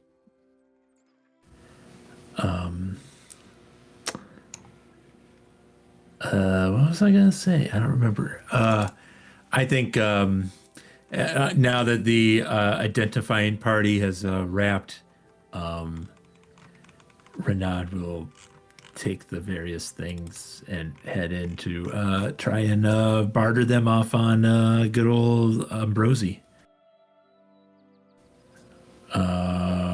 Specifically, I think do we want to do the 40 pounds of pea components and see if we can sell some of those and hold off on the hill giant strength for now? Yeah, but we should definitely try to hawk that brooch and those gloves. Yes, yeah. Yeah. And the goblet and pitcher set. And how much coin did we just get out of the chest? 800, and I used 100 to heal myself, so I've got 728 gold on me. All right. I might need a little bit of that. Yeah, I can I was just carrying it. spells. Yeah, I was just carrying it. You can take what you need, Hugo. Don't you guys owe somebody some money or something? We do, but we've got a good investment going for that right now. I did the math on it originally, and if we go with our 50% split, we have 414 total for us after. But if we want to hold off, we don't have to do that right yet. But there's a good chance when we walk in, he's going to be sitting there yelling at us, where's his money, Lebowski? We might as well split it, right? Because we actually have more money than just the 400, because we still have everything else that we took from the first writ. Yeah, we didn't spend all the money in the writ. That is taking... We've been keeping track of that in the Discord. Right. So, Volt, did you mean the entire split or the 50% after the split? Oh, I'm lost now. Cut in the money, man, or cut him out? Cut him in. Okay. So 414 minus 100, which Elliot spent 314. We've got 628 left on our writ and 105 silver pieces.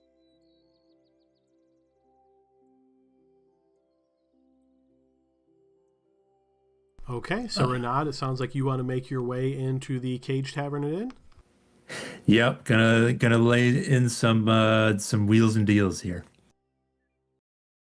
Alrighty, you make your way inside of the tavern, noticing that as you guys have arrived here later in the day, there is more folks here than what would be here more early, And indeed, you do see Ambrosi behind the counter. He seems to be just doing a typical kind of wiping up at the moment. As the door opens and he spots you or not, he kind of raises his eyes to just kind of watch you. And I think Renaud will kind of give him the nod, like this is becoming a regular thing. So I think Ambrosi, he'll like I imagine we've got like this section of the bar where like not too many people sit, and we just both go over there to start haggling with the stuff that we're gonna trade and sell. All right, so yeah, he'll sidle over to the secret location of the bar and then give you a nod, and you'll notice he kind of eyes you before you can really say much, and he says, "There's been some good news. The potion that you left for me, you said you had another?" Yes. Was it the gelatinous form, or was it the friendship of ooze? The gelatinous form. If you I do have another. Yeah, that's on you, Renaud. Yep.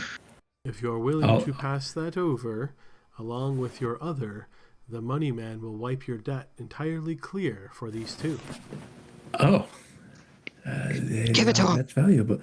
I reach down, pull it off my quick action slot, and hand it over. And you see he takes it, and as you've seen him do before, he pulls out this like little testing kit, got like a little eyedropper that he pulls the drop out, puts it on like a little glass, and does this whole rigmarole, and then nods at you and takes it and says, "I will pass these on to him. You are free and clear." That was unexpected, but I'm glad to hear it. Ambrosi, we have a few other odds and ends that we just recently picked up if you're interested. He nods. "Put them here. I shall take a look." So do we not split that money that we just found with him? I guess not. So why don't we dial that back? Let me just do the quick little calculator on those. And how much did we actually just sell those potions for? How much of our debt was left? Because I thought it was like 20,000 or something. 14,000 was your total debt. Yeah. So those, I guess, were pretty sizable potions. Which, I mean, you know, they were rare, very rare. So that kind of adds up. And how many? Which ones did we just get rid of? Do I take off the friendship ooze one on my sheet? No, it was just the two gel forms. So we had already left one, and then Renaud had the other one. So Renaud gave over the one that he had on him. So everybody should be able to keep everything they've got on them right now. Yeah. Who is paying that much for that? It's like it's some fantasy pervert, right? I can't see what. So surprisingly, these are rated as very rare, and very rare potions. So rare, very rare is between 20,000 and 50,000 gold pieces per potion, but then you half that because it's a potion rather than a permanent item. So you're looking at between 10 and 25,000 per pop. Elliot, you drank one. I did. Whoops. I hope it tasted good. No, it didn't. Yeah, and then God, what was I gonna say? Potions, gel. Oh, I'm sure at some point this is gonna come back to haunt us. Like we're gonna have all of our things stolen by a person who turned into a gel thing and snuck into our room or something. So I'm sure we'll have this. So Renaud lays out the non-magical loots, the amethyst brooch, the silver pitcher and goblet, the gloves. I imagine May wants to pawn off the P components as well. Yeah, I'm sick of carrying this stuff around. Yeah, Ambrosi, do you know anybody in town that's like an alchemist or anything? This would probably go really good for that collection. As you kind of sidle up to the secret part of the bar for underhanded market dealings here, he looks up at you and just gives you like a praising look for a moment. And as you ask this question, he says, "Not in this part of town, the village. No, there's not really anybody here on this side. Your best bet for something like that would be headed over to Proudglaive." Cool. If you want to buy these, I know you have the occasional potion that you sell. If you don't want to trouble yourself, we can head that way at some point soon anyway. So, however you want to do it, Ambrosi. I could purchase them from you, but you won't get as much as you would get in Proudglaive, that I can tell you. But let us see what you have here. For these gloves, I could give you 25 gold. The pitcher, are you selling the pitcher and goblet? Yeah. I could give you for the pitcher and goblet, say 50 gold. How about the framed silhouette of the unidentified gnome with the words "Good Riddance" scribbled across it? I think. Does it look like we can take the? I imagine he doesn't want the picture in it because it's some It's other one of a dude's. kind. It's one of a kind. It's a collector's item. So framed silhouette. I'm even trying to picture exactly what that means. But framed silhouette. So I guess it would be like a drawing that is framed against some wood, maybe? So I had one of these growing up. They just trace your silhouette, right? You like stand to get your picture taken, but they trace it. And then they cut okay. it. Yeah, so it's like it doesn't have any physical features on it. It's just a black shadow against a backdrop, but it's a silhouette of somebody. Like part So of it's me the- is that's really freaky, and then the other part is like, well, they probably didn't have actual photographs, so I guess that counts. So it's not something that you could separate from the frame. Basically, you'd have to sell it all, the whole thing. I would assume so. I mean, being D&D and all, but ours was a normal frame, but I would assume that the way that they had to do it was probably some kind of candle, and it projected a shadow, and then somebody traced that shadow on parchment. Yeah. That would be what my guess is. Okay. Yeah. So he looks that over. He'll offer you 10 gold for that. All right. Are you trying to sell anything else from there? The bag of holding, spell scroll of teleportation circle, purple amethyst brooch, or either of the potions? Brooch, yeah. Brooch, Non-magical. yes. Okay. He looks at the brooch and pulls out this little kind of eyeglass to give him better vision on the actual quality of the metal and the amethyst here.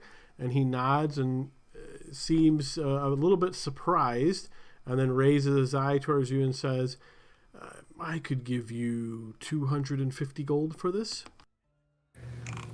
With his surprised look, can I intuit what is he surprised that we're selling it, or have it, or? You could try. Yeah, blind check, please. Coming up. Hold on. I would say you get the impression he spotted something that maybe he wasn't expecting to see there, or something surprised him of what he saw by looking at it through this eyeglass device that allows him to see very clear details. I think Renaud will recognize this, and he will kind of lean in even more secret conspiratorially in our secret corner of the bar here, and he'll say, Ambrosi, my friend, I noticed you had a look on your face when you looked at that brooch. Would you mind cutting me in on what you have discovered? I will not hold this against you if you still wish to purchase after. You see he gives you a slight grin and says, well, there's an etching on the gem itself. I think I know what this means, but not quite sure. But the offer still stands, 250 gold. The etching is the letter G.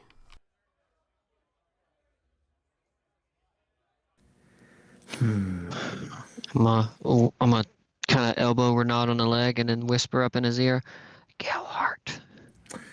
Yeah, and I think Renaud will kind of get it after a moment. Do you mind if I hold on to that for the moment? but we may yet return it to part with it later on. He holds it really tightly grasped in his left hand as you say this, and he looks at you and says, "Do you have anything else for me?" 40 pounds of potion components. Key components. I imagine May's like holding this like milk crate of all these different things like above her head, like, please take this away from me. And I love how our little conspiratorial corner is like a friggin' marketplace. Yeah, now everyone's like over here. I think Yeah, if you're interested in trying to sell those components, he said he will certainly buy them from you, but he's essentially just being flat honest. He's not going to be able to give you the same value you would get at Proudglaive. But if you're essentially just trying to unload them because of the weight, yeah, he will certainly buy them. May, perhaps you could put them in a new bag that we got, and then it's not a burden on you. We will get a better price in Proudglaive. Fine. I love me. So Ambrosi really wants that their rock, huh? He's holding on to it pretty tightly because you can tell after you asked him about this, and then typically how this would work, if you said like, hey, identify this for me or give me a value on it, he would charge you for that, like appraiser value. And because you didn't notice this and he's the one that had to tell you about it, you get maybe the impression he feels like he has a little bit of ownership, or maybe you owe him something. And that's why he said, do you have something else for me? Like he could buy something else from you to make it, fair. Okay, so he'll nod and he'll pull. I'm sure Grask has wandered over here as well to lollygag. So he'll yank the bottle of Hill Giant Strength off of his belt and put that in front of Ambrosi. And you'll notice he looks at the bottle and has this kind of like interested look, and he releases the amethyst brooch on the counter right in front of you as he slips the potion over. And once again, you see he goes to this sort of testing process. And Renard, since you're handing this over, go ahead and roll me a d6.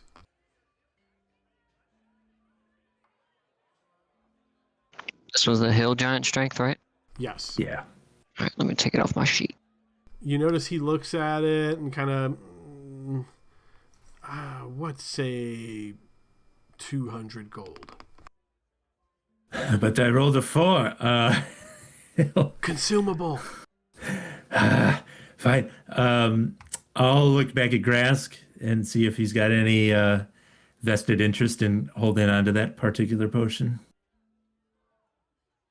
I'm sorry, did you say 400, Adam? He's He said offering to 200. purchase it for 200. Up to you.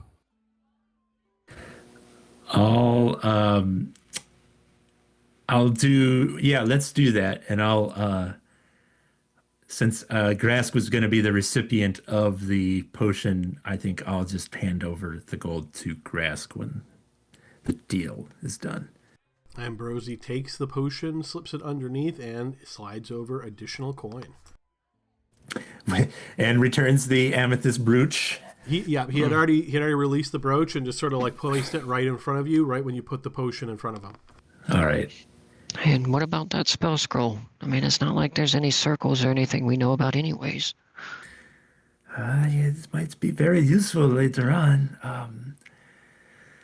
Ambrosi, take a look at this. I can tell you exactly what it is, or you can confirm it yourself, and I'll pull that out of the bag.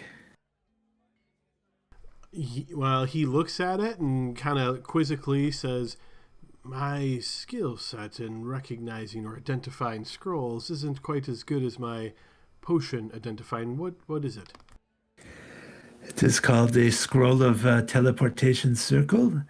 It is the 5th level of spell casting, if that makes any sense to you.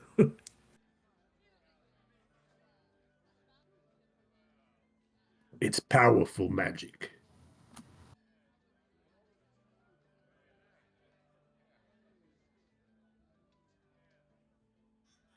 Adam, did you Are you pondering back there? Are you looking up something? Or did you go silent? I might be referencing some kind of price catalog over here. Okay. I just wanted to make sure you didn't disconnect. No, no, no. Okay, so this is a 5th level spell scroll. Does Ambrosi have like a Sears catalog of adventurer stuff that he's like going through and looking up? He's thinking very, very hard. So Okay. whose teleportation circle was this? Like, who had possession of it? They, yeah, Oh, it was the one from the box, time right? travel thing, right? Or was Okay, it the so one thi- from the box? So this That's is the it. one that Hugo had, right? From the library. Yes. Okay, so Hugo, go ahead and roll me 2d10, please.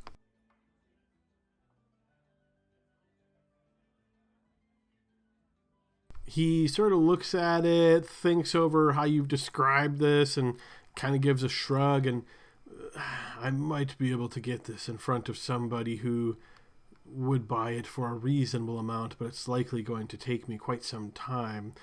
The people in need of such items as this don't come by very often. I suppose I could give you 2,000 gold for it.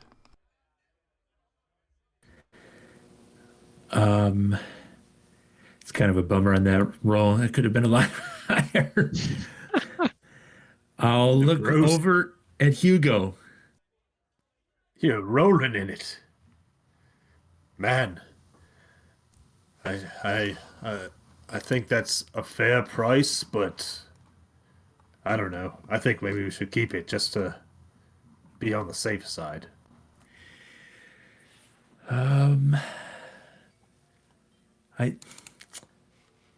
I think that's perhaps we will hold on to this one, Ambrosi. The utility may yet come in handy for us. And you notice he nods as though not particularly disappointed in this. He probably, much like he said, it was going to be quite difficult for him to sell this. I think that is all we have for you today, but that was a fairly decent haul, was it not? He nods, seemingly self-satisfied. Pleasure, Ambrosi. I think the party needs some sustenance. Can you send some food and drink over? And he nods indeed as you see him getting the attention of one of the waitresses. Thank you very much, sir. Ambrosi, have you ever heard of Gelhart the Gruesome? I've heard tales, but I couldn't say much.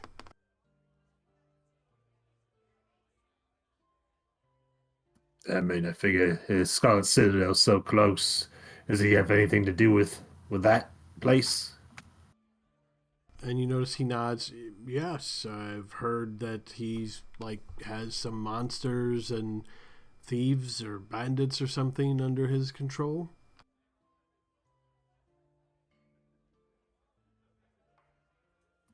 Oh, he's like a gang leader. And he All right. nods. All right, so as you guys take your haul of all of your everything that is sold here, taking all of this stuff and making your way back to your table, I imagine much of this might get plopped right into the bag of holding. Don't think that's attunement, so should make it much easier for you guys to hold stuff. We're right about break time, so we'll go ahead and here and take that in one moment. But since some of you guys are kind of leaning and hesitating on that scroll, I thought it would be funny to share a edited version of some of the text from the module here.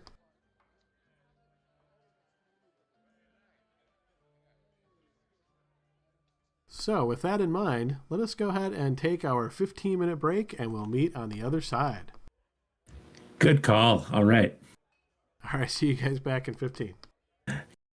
Welcome back to the second half of our session. The group has just had a good payday as they found their way back to the village of Red Tower and managed to sell off quite a few different things. So group, actually, we left off in the Cage Tavern and Inn, so I will take us there. So group, you've just managed to sell these things, and you made your way back to your table, asking for Ambrosi to send some food and drink your way, and he seems to have some of the waitresses on that.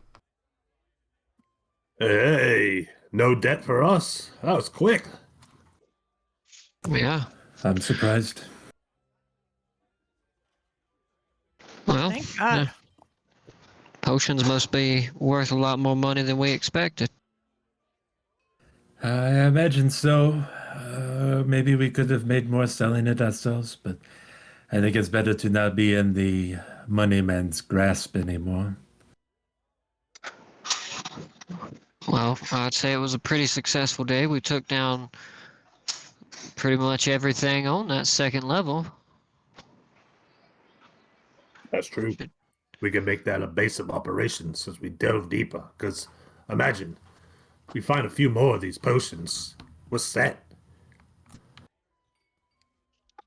Yeah, that's true. I mean, we've already got some good potions on us, like these ooze friendship potions. I mean, what do you think they could go for with that tournament coming up? Maybe we take some stuff to sell there. Like 40 that's- pounds of components. We're putting them into the bag. It's okay, mate. I think I have enough for that armor. Well, Yeah, if well, you go get it commissioned, it might be ready in time. Or was she going to have to buy it herself? I don't remember. She said she could have the breastplate ready in a day. All right. Is there a way to make the armor so it will disguise you? Because right now, they were saying you might not be able to fight. Um, The money man said he might be able to solve that. he seemed to have some connections. He might be able to talk them into it. shoot, with how fast we made him that money, maybe he'll sponsor you himself. I'd like to compete in that archery competition. I think I'm a pretty good shot.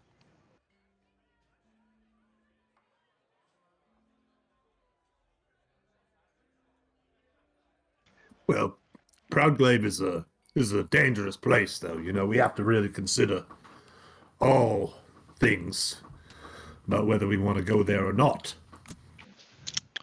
Yeah. I'm probably wanted. So we all must, you all must be careful on whether the authorities there recognize you. Perhaps some restrictive helmets, perhaps? Maybe. Worst case scenario, perhaps just a few of us go in and you all stay outside of the city limits and wait for the tournament to be over. Well, that's no fun. It's not. But it's perhaps better than being locked up into a dungeon. Yeah, but, you know, we'll figure a way. Disguise ourselves or something like that. I have a disguise kit. Well, speaking of which, we probably should turn our attention to, what we got ahead of us at that next level. We know these Trollkin are smart. How are we going to get past them? The gnome said flame and acid. Yep. I think if we can take them without them retreating to get more of their kin, and if we are able to stay under the radar until we've picked away enough of them that it won't be overwhelming when we finally have they finally know that we are there, that would be a good way to go about it. Well, when we went through the gauntlet, when we got captured by him, if you remember, there was some other Trollkin that weren't just your run-of-the-mill grunts. They were spellcasters. So we'll have to remember that as well. And those owlbear, that was intense. Yes. It would. It will be difficult, regardless of whatever we do.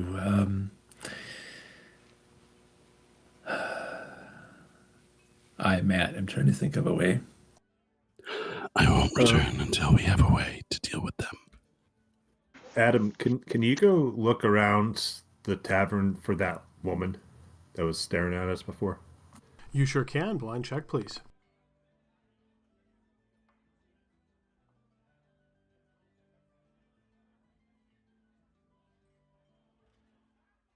You scan about the room here, Hugo, looking for any sign of this woman. It is very busy in here right now, so there's a lot of shapes, a lot of people moving around. You're kind of having to, angle your body and twist and look and lean and, try to see what you can see. But you don't notice any sign of her. But yeah, with so many people here, hard to say.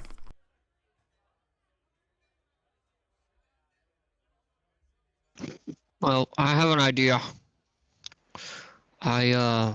That acid trap. What if we tried to catch some of those barrels? Ooh, I like that idea. Dip some arrows in it, some darts, right? Dip your weapons in it.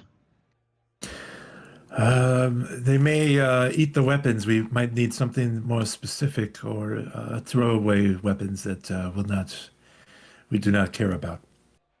Yeah, we could set our own trap, draw them back to us, and dump the contents on them. Right. Perhaps we can disable that trap or take parts of it away that we can reuse. Also, lantern oil. Right? What if we bought a few barrels and rolled them there?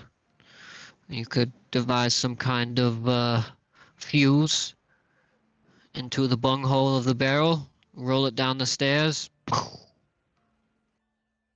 Fire. Right. But we could also dip our weapons in oil and then light them on fire, so to speak, right? That won't eat our weapons. Right. There are spells, perhaps. Yeah, I'm just going to make fire with my spells, I think. But one thing to remember, though, is they told us a few times they're tactical. It's going to be hard to trick them because they're thinking. They have the advantage on us because they have, numbers and, the landscape. They could have fortified their position, set extra traps themselves. So maybe, we just gotta outsmart them. But I can use fire in some of my attacks. But Grass, do you have anything with fire? Acid? Can you spit? The lizardmen spit.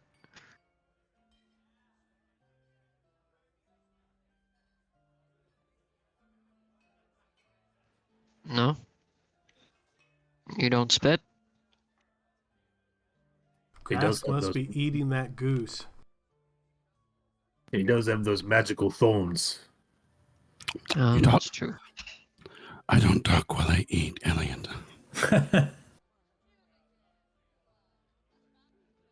So polite. Well, it's I- possible maybe to buy some acid or something like that. Why don't we just bottle the acid we saw in the back room? Yeah, there is a lot of it. Yeah, we could do that too. And I think we should take some lantern oil with us, right? I mean, if we have to retreat, we could pour it behind us, set it on fire. Maybe make some flask of it to smash real quick or something,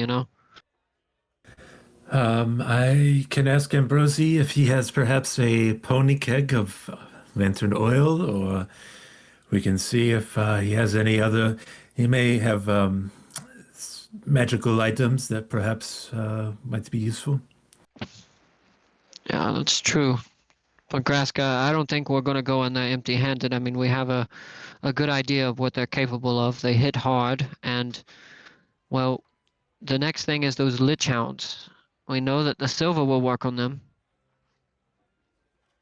but we have to be wary of their ability to not be seen.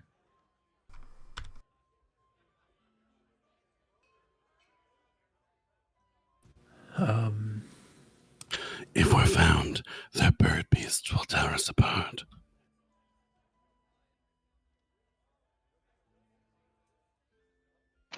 I think one of our biggest things is we should not hold our ground in any one area. We should continue to move. Always advance together. Yeah, don't. Well, what happens if they run? Do we chase them? Tactical retreat. We run the other direction. We don't need to kill them all at once. I just thought of a way that we might be able to perhaps deal a blow to them quickly. It will, depending on what we want to do right after, perhaps ruin our element of surprise for that day. But the crack where ore fell, perhaps we take some barrels of oil and light them and chuck them over the edge. There was several of them that were down there. Yeah, a lot of the dogs down there. Yes. So I suppose there's perhaps a couple of things that we might be able to dispose of if we want to do that. Yeah, what if we also fortified a position on level 2? So say we do need to retreat, back up the stairs and away from them. What if we have like a go-to place at that second level where we can hold steady and draw them to us?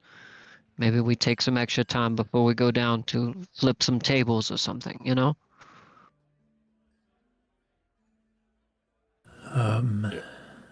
Yes.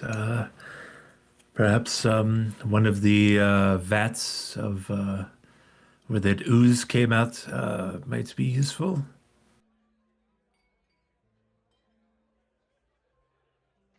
We still have a few potions of ooze friendship. We could perhaps get an ooze to help us. But, Renard, I like your idea of going over the side, but I was trapezed on that side of the... I had to dive over with the rope. It was like 70 feet down, so, if we light something on fire and drop it, that will give them some good time to retreat, and I think maybe we could use that oil better than that. It's just an idea. It would be a Yeah. good way to get several of them at once, but there might Maybe be better ways. maybe we could have someone wait there at the top, and we draw them to that area and then drop some barrels of oil. Right. We'd I be can't do dropping it. the barrels of oil on you then at that point, though. True, but at least we know their weakness. Renat's gonna pop up and go run over to Ambrosi real quick. All right, you'll notice that he is no longer in the conspiratorial corner, but just in the front there. But he sees you approaching, gives you the nod. Yeah, Renat will nod back and he'll say, Ambrosi, do you have anything that could produce fire or cause a large explosion? Perhaps a flask or two of oil or a keg? And you notice he kind of has this slight grin on his face once again. Are you looking for something like alchemist fire? That would probably do it. Perhaps some high alcohol proof that you've made in the back also. Well, I'm sure we could come up with something for you. How much are you looking to spend? Um, uh, I have about 150-ish gold on me right now. What do you think that would get me in terms of the materials you have? 2 flasks of alchemist fire and a barrel of high proof alcohol? All right. Um, yeah, take it. I will take that deal. All right. He does put the 2 flasks of alchemist fire in front of you on the counter, and you see he goes over to a gentleman who seems to be working here as like a porter, lifting stuff, moving stuff, and he whispers in his ear, and you see he nods and makes his way to the back, where you presume probably to the cellar or something like that. Arrives out shortly thereafter with this cask over, above in his hands, and places it on the counter. And Ambrosi nods towards you there, Renaud, and nods towards the cask. Thank you very much, Ambrosi. I think. How much does that cask weigh? Oh boy, I'm gonna say probably 20 pounds. Okay, yeah, I should be able to. I think Renaud can handle that. He'll take it and kind of like waddle off back to the table and just like plunk it down with all of us. I have 2 flasks of alchemist fire. I have a keg of high proof alcohol that should burn very well. And All right. and keeping in mind that like a barrel weighs 70 pounds, so a cask obviously much smaller. So as far as like the area that you're probably going to be able to cover, just to make sure what you're thinking here, right, is probably going to be like a 10 by 10 space that you would be able to saturate with this high proof liquor. Cool. We have options now. There may be something to us coordinating, like you said, Elliot. One person that can perhaps get down easily could stay up and knock this over and set on fire the whole room, and then the rest of you break in, or we can devise another trap with it. And one of you Misty Step? I think it would probably do in a pinch. It's a bit, just a hair too far, but I think a 10-foot drop won't really harm anyone too much, if that's the case. And Renaud, do you have fire spells? I really do not. There are some radiant spells that I have. I do not have anything flame specific. Okay. So what we know so far is that there's 2 staircases in that front room. There's the one that's like winding with missing stairs that goes up to that trap door. And then there's the other one that leads in from level 2. On that floor there was a lot of open space, but if you remember when we first fought, that one troll retreated and ran through that door and then locked it behind him after calling reinforcements, which arrived from the north. Trying to remember exactly. There must be another door or area. So when we go down the stairs, if we take a left and then go north, there must be another area that way. That's where reinforcements came.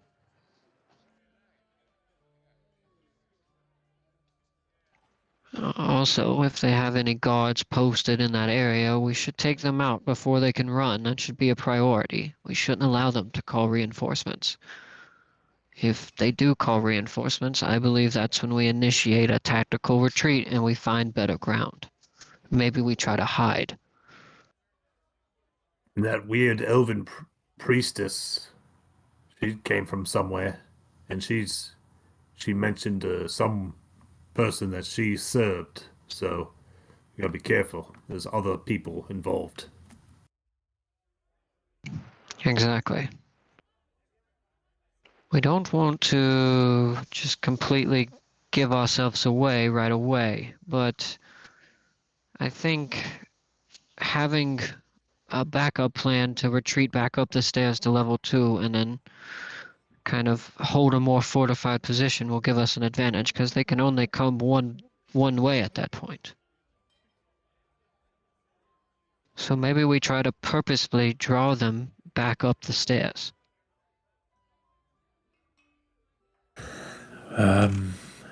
There's also a corridor we didn't investigate when we were leaving after the Brakpa. All right. That's true. Oh yeah, that door. You shouldn't have reminded me of that door, Grass, because now I want to go there. Might not be a good way in. I doubt they would have shown it to us.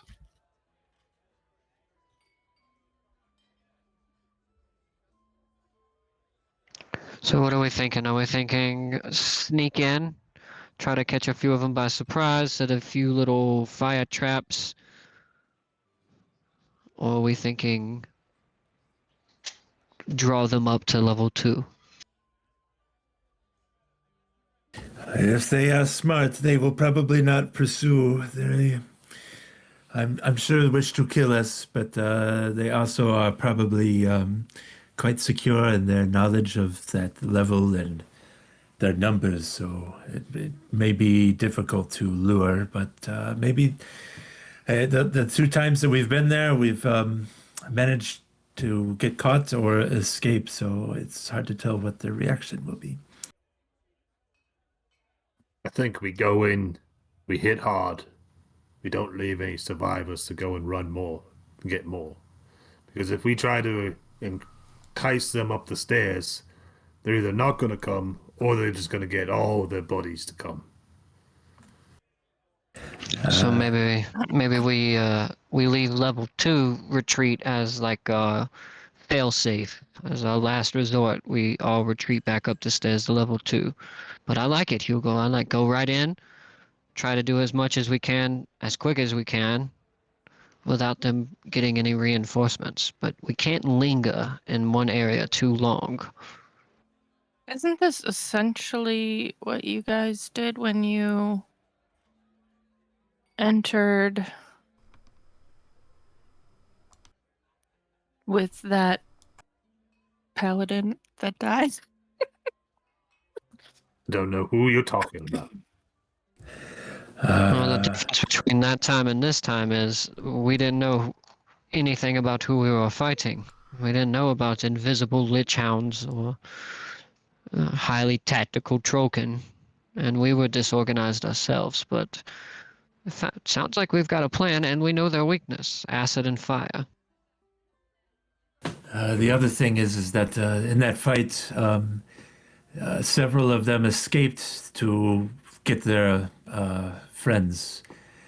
I think Hugo is right. If we go in, we have to make sure that none of them are able to warn anyone else. So they must be taken out immediately or trapped with us.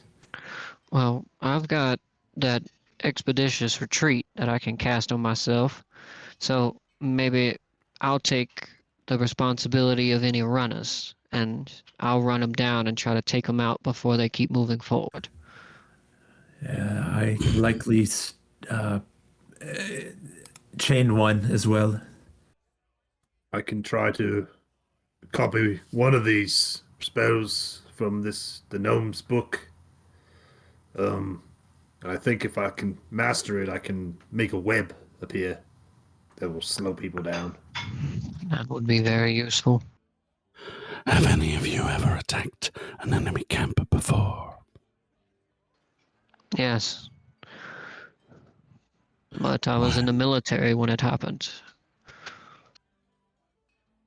Just a typical bandit camp outside of Proudglaive that we ran a nighttime raid on. Did you outnumber them? We did, quite substantially. That doesn't count then. That's what I said.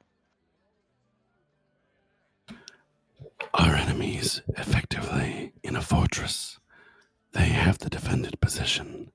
We must go after their supplies, their food, the place that we left after the Brock Bar. They must send some out to gather food and supplies every once in a while. We wait for them there.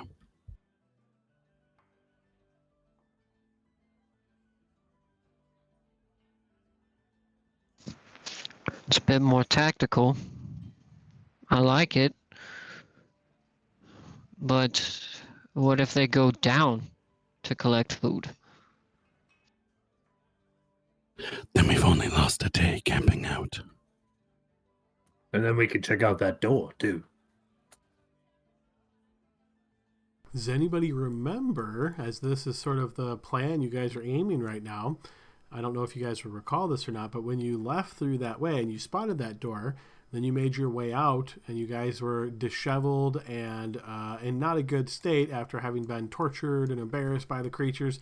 You guys made your way away and tried to see if you could sort of mentally place where this location was in your heads, but were not successful. So you will have some challenge in finding that way back in.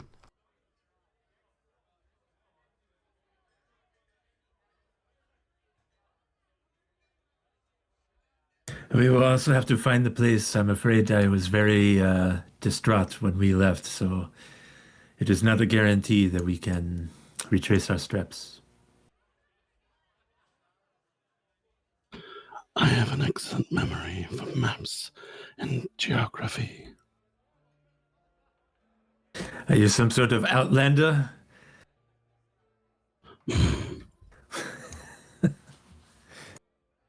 Well, I better get cracking on this spell now, if that's the case.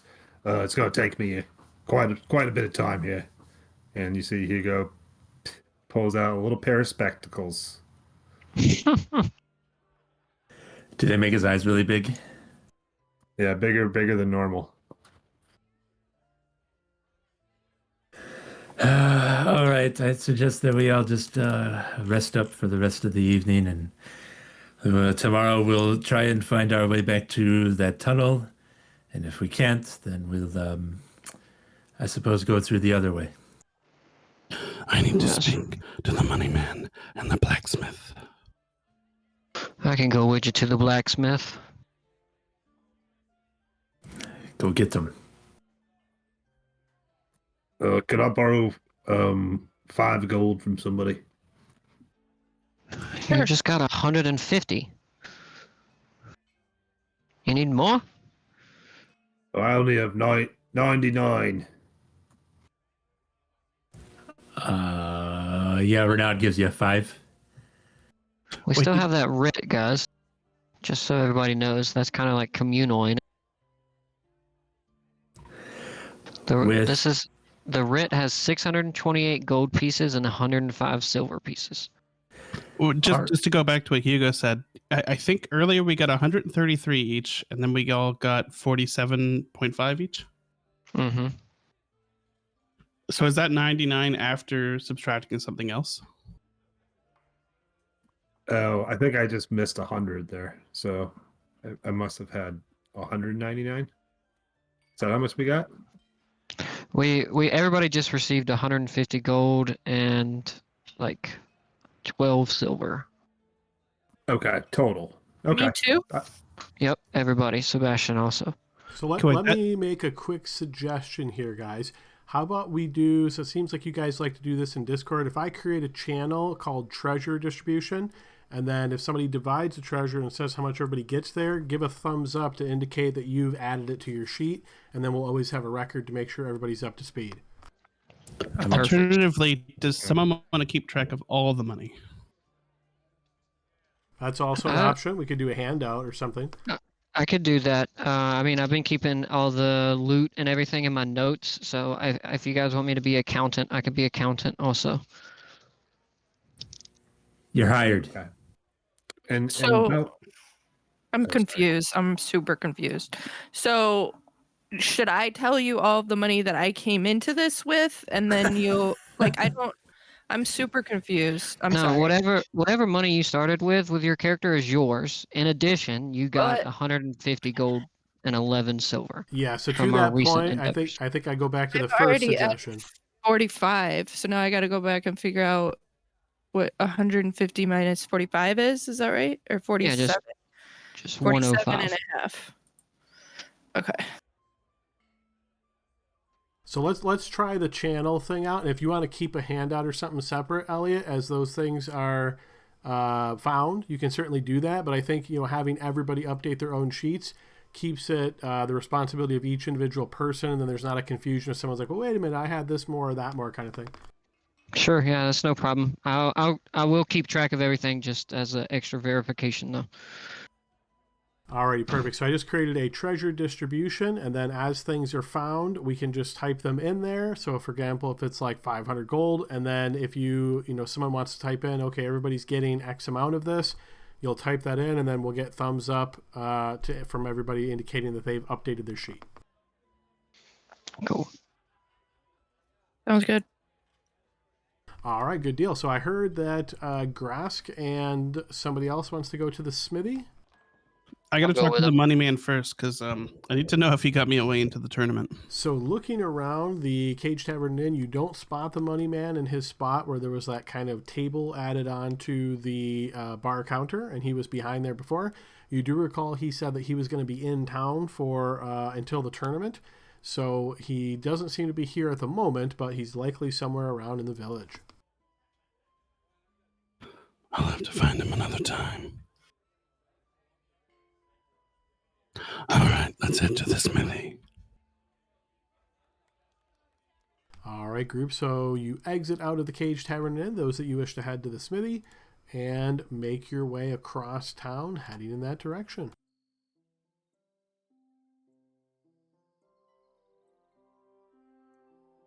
All right, and as you do so, passing once again the village green, you're going to notice Matilda sitting outside in her rocking chair again as you pass by.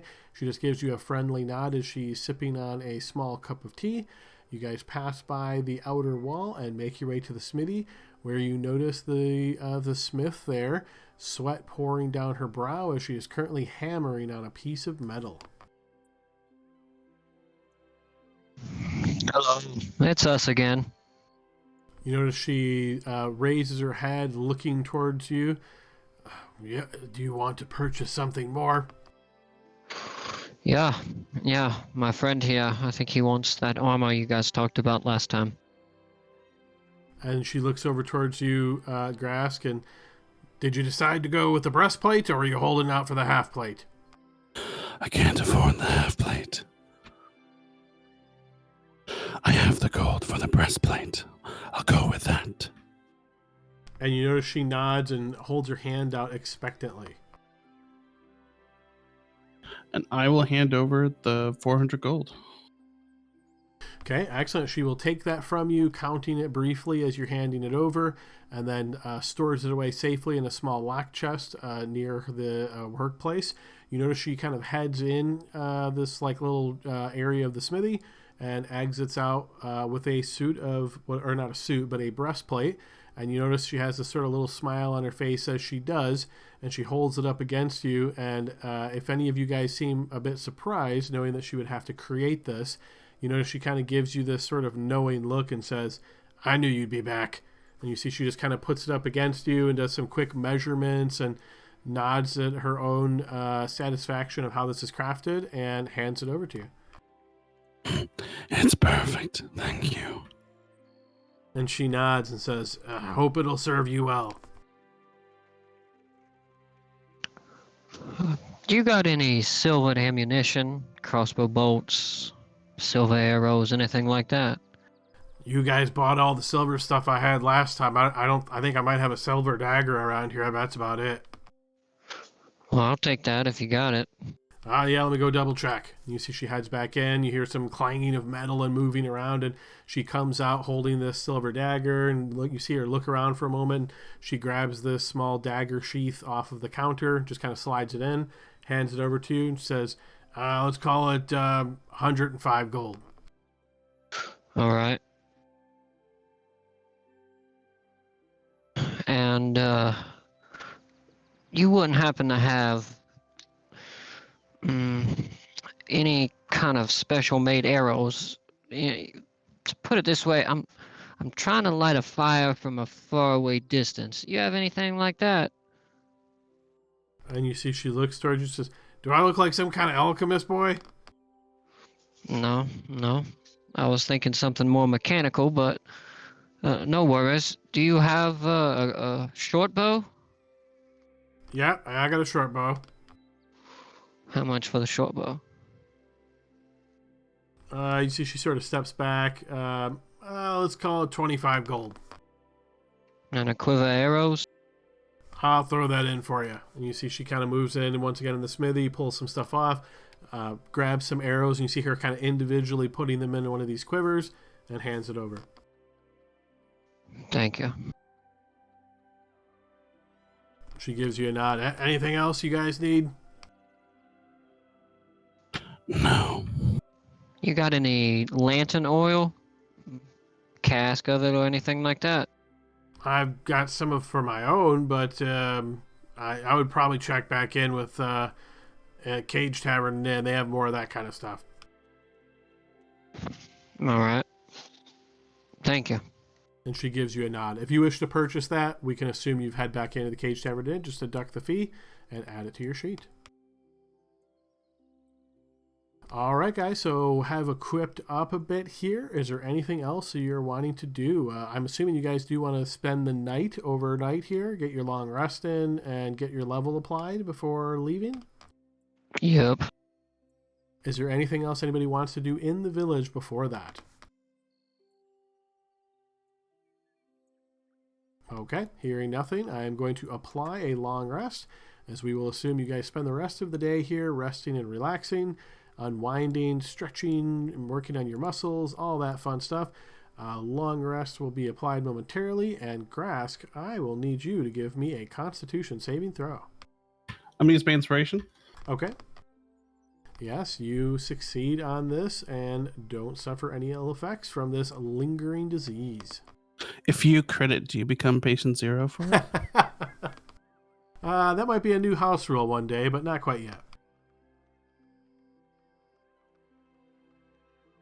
So, does that mean Grask is cured? It does not, no. Okay, The disease I thought I heard. lasts until removed by Lesser Restoration spell or similar magic. When we go down to get our morning breakfast on, Renaud, who has had some time to ponder this problem, will find Grask and he'll say, "Are you ready for me to try and get rid of the disease?" Did you figure it out? I think so.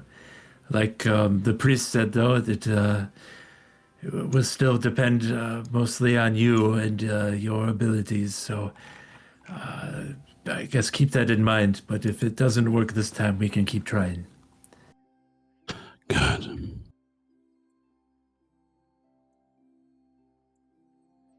All right. Grask will grab Renaud's wrists when he starts. Don't do it inside. You know it makes them mad. Let's go to the identify tree. All right, you guys head out to the Identify tree where you cast this spell on Grask. Grask, go ahead and give me a con save at advantage. Okay, and yes, the magic does seem to be effective here, Renaud. Grask, you don't really feel much different, but Renaud, you are confident that your spell has indeed purged the disease. You're good. Grask, I can perhaps do one more thing for you right now if you wish. I can probably give you back your shadow. Hugo still doesn't have his back, does he? Or did he get it? No, he got it back from the Halen people were able to heal it on him. So it's just Grask that doesn't. Yeah, he converted to get that going. He's a Catholicist now. Yeah, so Renaud will kind of throw that out there. What do you think? If you think you can do it, I trust you. I believe it is much similar to what I explained. If it doesn't work this time, we can try again, and it will also depend on you and your constitution, I suppose. But Renaud will remove curse on him. Okay, burning the next slot. This one was actually a charisma saving throw. So give me a charisma saving throw at advantage. Oh, man. Oh, I wish I had that inspiration. And you are confident, Renard, that this has been successful after this is cast. You notice that where you're standing here in the tree and the sun kind of casting down below, you see it does indeed fall upon Grask and the shadow suddenly forms behind. You feel better? I do. Good. I have expended most of my energy for now, but I think you will be in better shape going forward. Take a load off, Renard, because I think I have an idea. And Adam, can I... Some of those healers kits charges, I assume it's like gauze and, like stuff like that. Yep, Is it ointments, salves, all that kind of stuff. Is it possible if I use maybe like 2 or 3 of the charges to instead wrap the gauze around a couple of arrows and then soak that in that cask of oil? You could, but if you're wadding cloth at the end of an arrow, you're pretty confident that's going to affect its flight, right? So probably won't fly as far and nearly as accurate. Yeah, that's okay. It's just... that's why I'm only going to do like a couple, because it'll be like a Hail Mary maybe. But Okay, I'd rather yeah, be you can do prepared that. than not. Cool. And then I've got that cask of oil. I bought it and deducted it, so about 20 pounds, right? The cask of the high proof alcohol, or you're talking about the flasks of oil from the Cage Tavern and Inn? Flask of oil, I suppose. Yes, yep, you can buy those for PHB prices. So, yes, each, I forget if they sell them by flask or pint, but either way, however many of those you wish to buy, you can certainly do so. Adam, mechanically, we still only have 2 short rests a day, correct? Correct. So I am tapped out now for spell slots. Do we want to take one of those rests now, or wait until we do some stuff later on? It doesn't matter to me either way. I just won't have as much juice. And remember, that is an individual decision. So if you choose a short rest, it doesn't mean anybody else has to. Oh, then hell yeah, I'm taking it. Well, what I was gonna say is, aren't we gonna see if we can find that cave that we came out of? And if that's the case, we were gonna camp out and keep our eye on it, and then you could use that time there. I just don't know how that's gonna play out, but it was just a suggestion. I'll maybe while you're doing the arrows in the morning, I mean, we're all eating breakfast or whatever. I'll take my short rest then, and if we have some combat and spells used later, I'll still have at least one more before the end of the day. So, yeah. Okay, so you will go ahead and spend a short rest, and you'll get those slots back. I'm guessing we don't in this one. Maybe we should do this, just make it clear. If you can add to your display, just do a comma like SR1/2 to show that you've got one of 2 remaining. And everybody else, if you want to just do it, 2/2 in yours to show that you have all of your short rests. Yeah, I got it in there. In one of those little, whatchamacallits, plates. He's talking about in your name, where we have AC and passive perception. In our other campaign, we also track the short rest there too. Just makes it a little bit easier for everybody to see at a glance where everybody's at on their rests. Yep. Okay, excellent. So you guys are essentially ready to go if you wish to do so. Is the plan that you're going to try to locate that semi-secret entrance into the 3rd level of the Scarlet Citadel? I believe so. Right, Grask? We're trusting you. We'll try.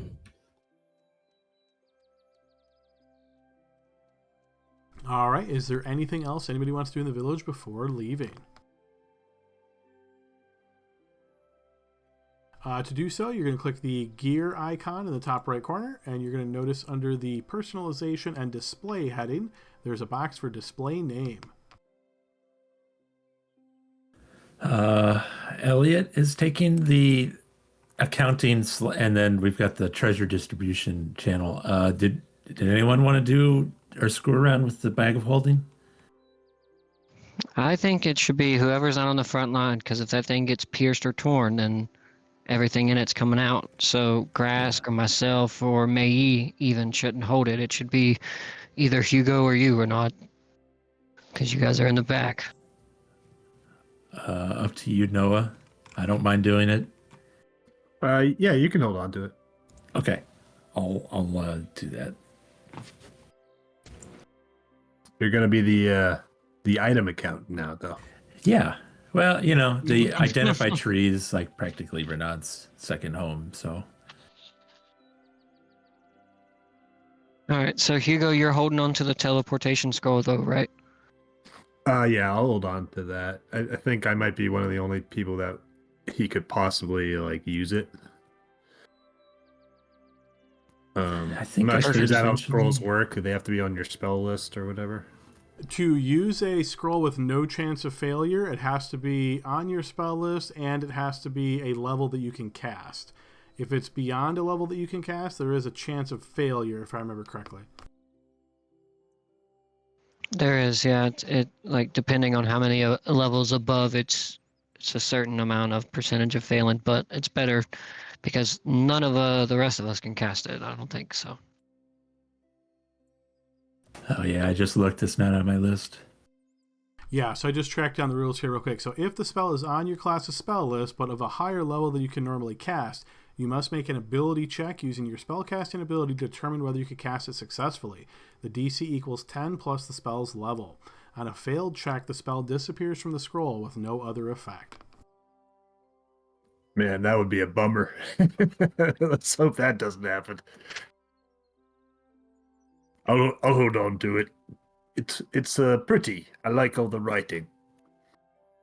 Grask, I think you should actually hold on to this one, and I'm gonna hand him the potion of growth. You're big, but this will double, maybe even triple your size. Imagine the damage you could do then. I'll give you back this then. And I'll hand him the potion of ooze friendship. Okay, I'll keep this, I guess. But yeah, here.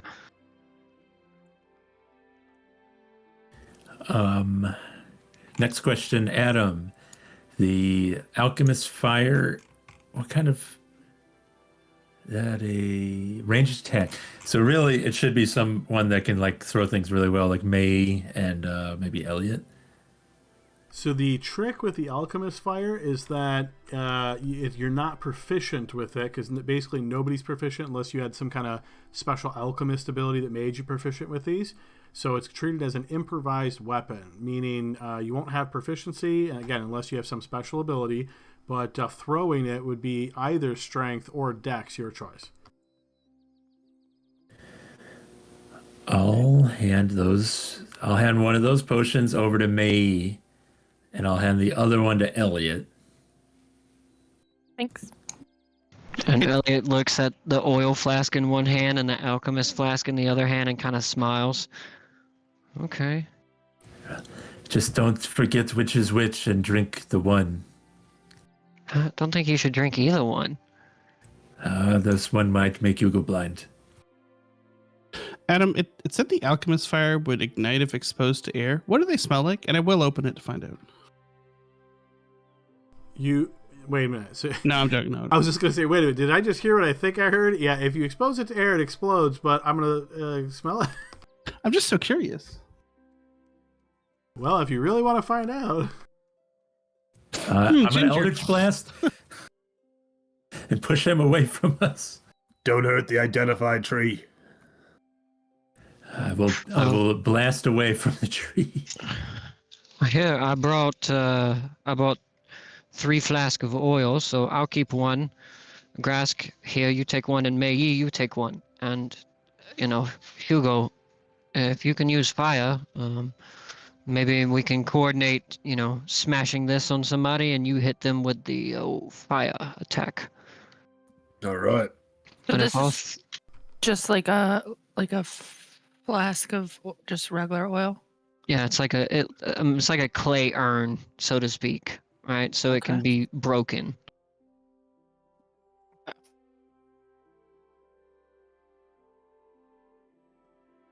Okay, yeah, if you guys are all set with your arrangements and you're ready to head out of town, we can certainly proceed.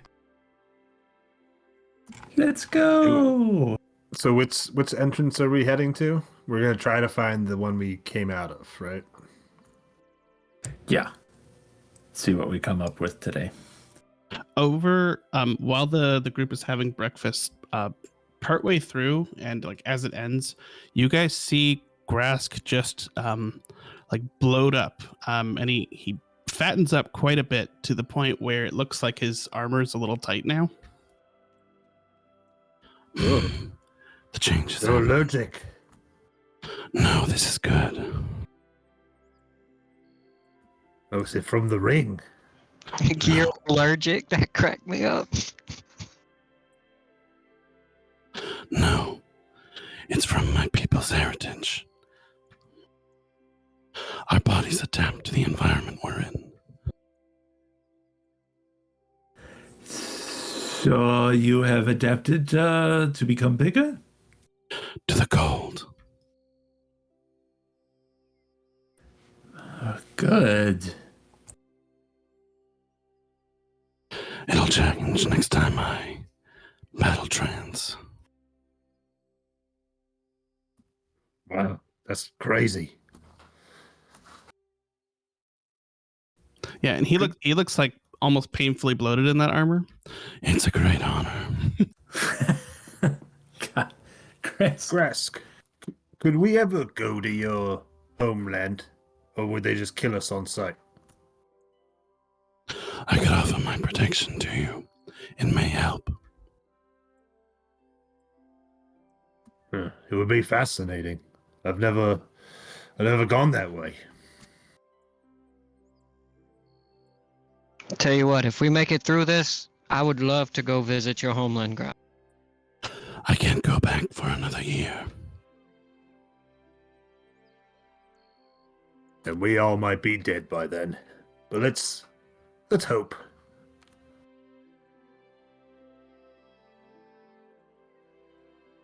All right, so guys, you make your way out of the village of Red Tower and pass through this area and find ourselves back on the overland map.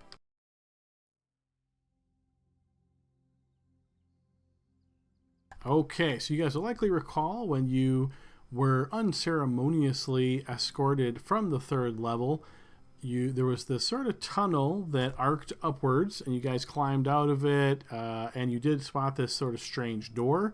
So you noticed when you were there, again, just because of your exhaustion and disheveledness, you weren't paying too much attention after you left, and then you made your way to the river, and then you were like, oh, gee, we probably want to remember where that location was, but it is going to be a bit of a challenge. Luckily, Grask is familiar with general layouts of land, so might have a chance of finding this. So as you guys follow the river north, walking a couple of hours, maybe 2.5 hours or so, to where you know approximately the Scarlet Citadel is, Grass, go ahead and give me a blind check. This will be survival. As you start scouting the land and seeing what you can see and trying to come up with a direction to go. Can I guide him? Sure. A moment.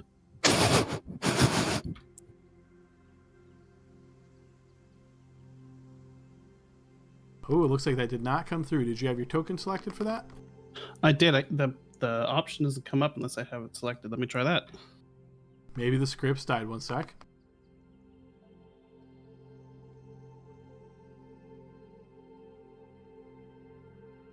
They sure did. Restarting now. When you see the little green message pop up that says Paladin style and aura or whatnot, you can feel free to throw it again.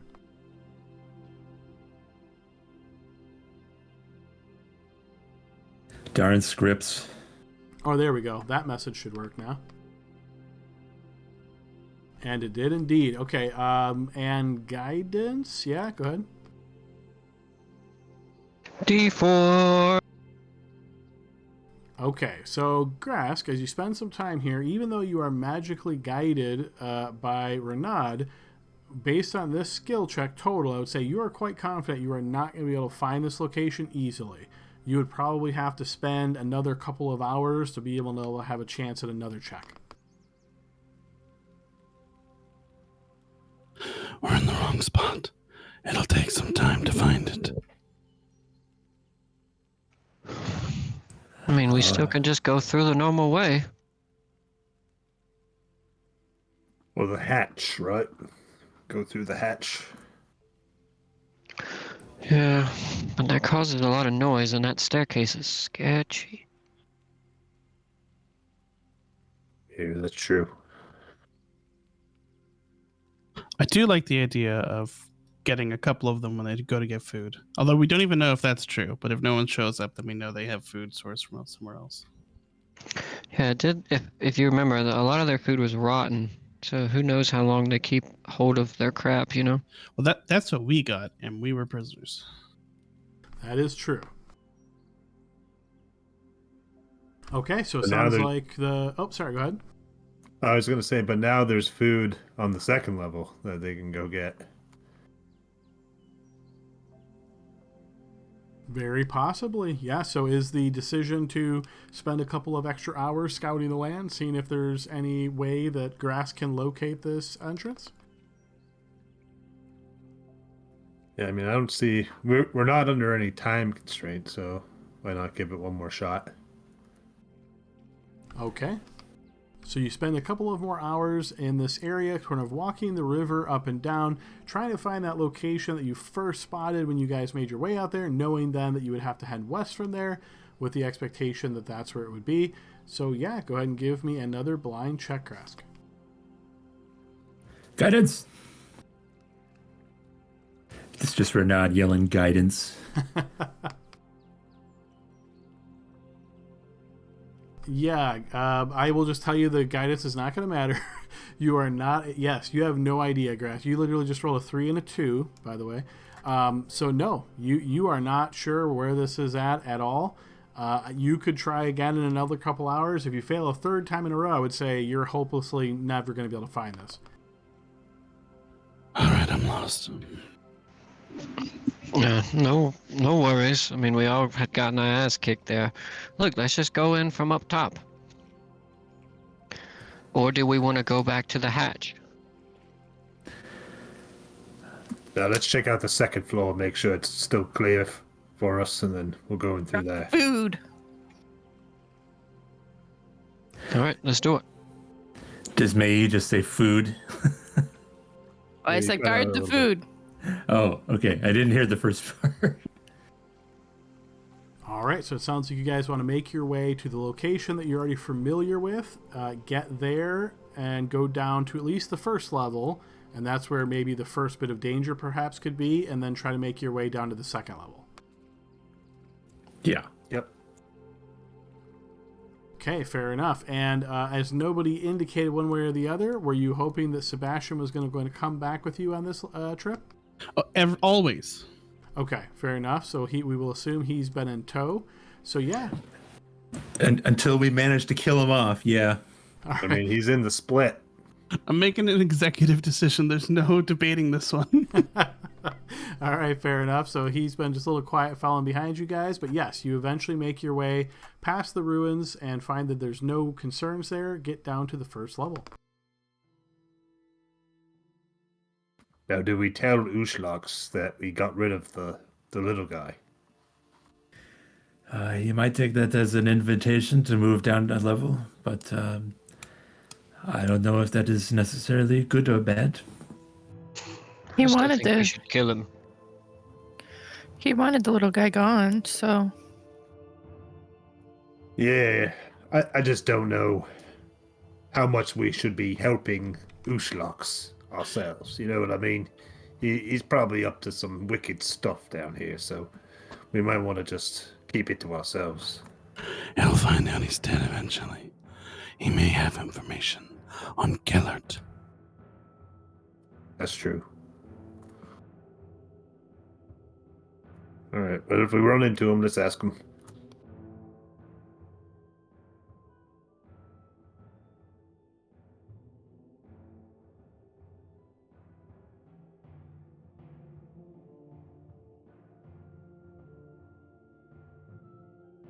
All right, and traveling in this way, you run into no additional cause for concern as you find the area back to that circular staircase. So I'll ask you guys to just pause for a moment. We'll assume everybody's following Toe, and I will just scoot everybody over to that way. We send one person down for the acid trap, see if it triggers. It's got to be the same strategy every time. Fair enough. Yep. So it does indeed trigger. So you basically go and intentionally trigger it from a place of safety. Well, real quick. Before we trigger it and all of that, are we trying to catch some of this oil? Yeah, that's what I thought we were doing. I thought we were just going to take it from the hallway behind here. I mean, it's there's gonna pour out. lots of places with acid on this floor, but I mean, you could just set some receptacles up where it pours down. It might just melt them though. Let me explain the types I'm talking about, and Adam, you correct me if I'm misremembering. On the second level, from the room where the potion madness lady was, there's a door that goes up to the hallway that eventually turns green because it leads to other acid room. There's some ladders there, and up those ladders we saw these big vats full of acid. We pretty sure they're for the trap. Yes, you saw two big tanks, and you saw the north tank seemed to have a slight crack in it, and it was leaking out this acid.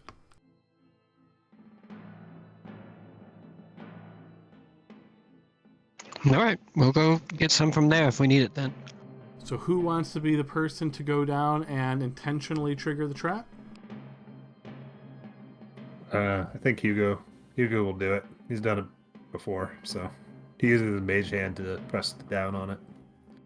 All right, Hugo, as you descend down to the second level, come down, a couple of things are made apparent to you very quickly. First, somebody has been here as you notice that the doors are closed. Once you get down, does that change your mind, or do you just trigger the trap as typical? When I trigger it, it makes a lot of noise because it's sizzling and all that stuff. It makes some noise. You don't think it would be like echoey or real loud, but if someone was real nearby, they certainly might hear it. Hugo will listen to see if he hears any movement or anything like that around him, and if he doesn't, then I guess he'll trigger it as normal. Okay, sure. Yeah, blind check.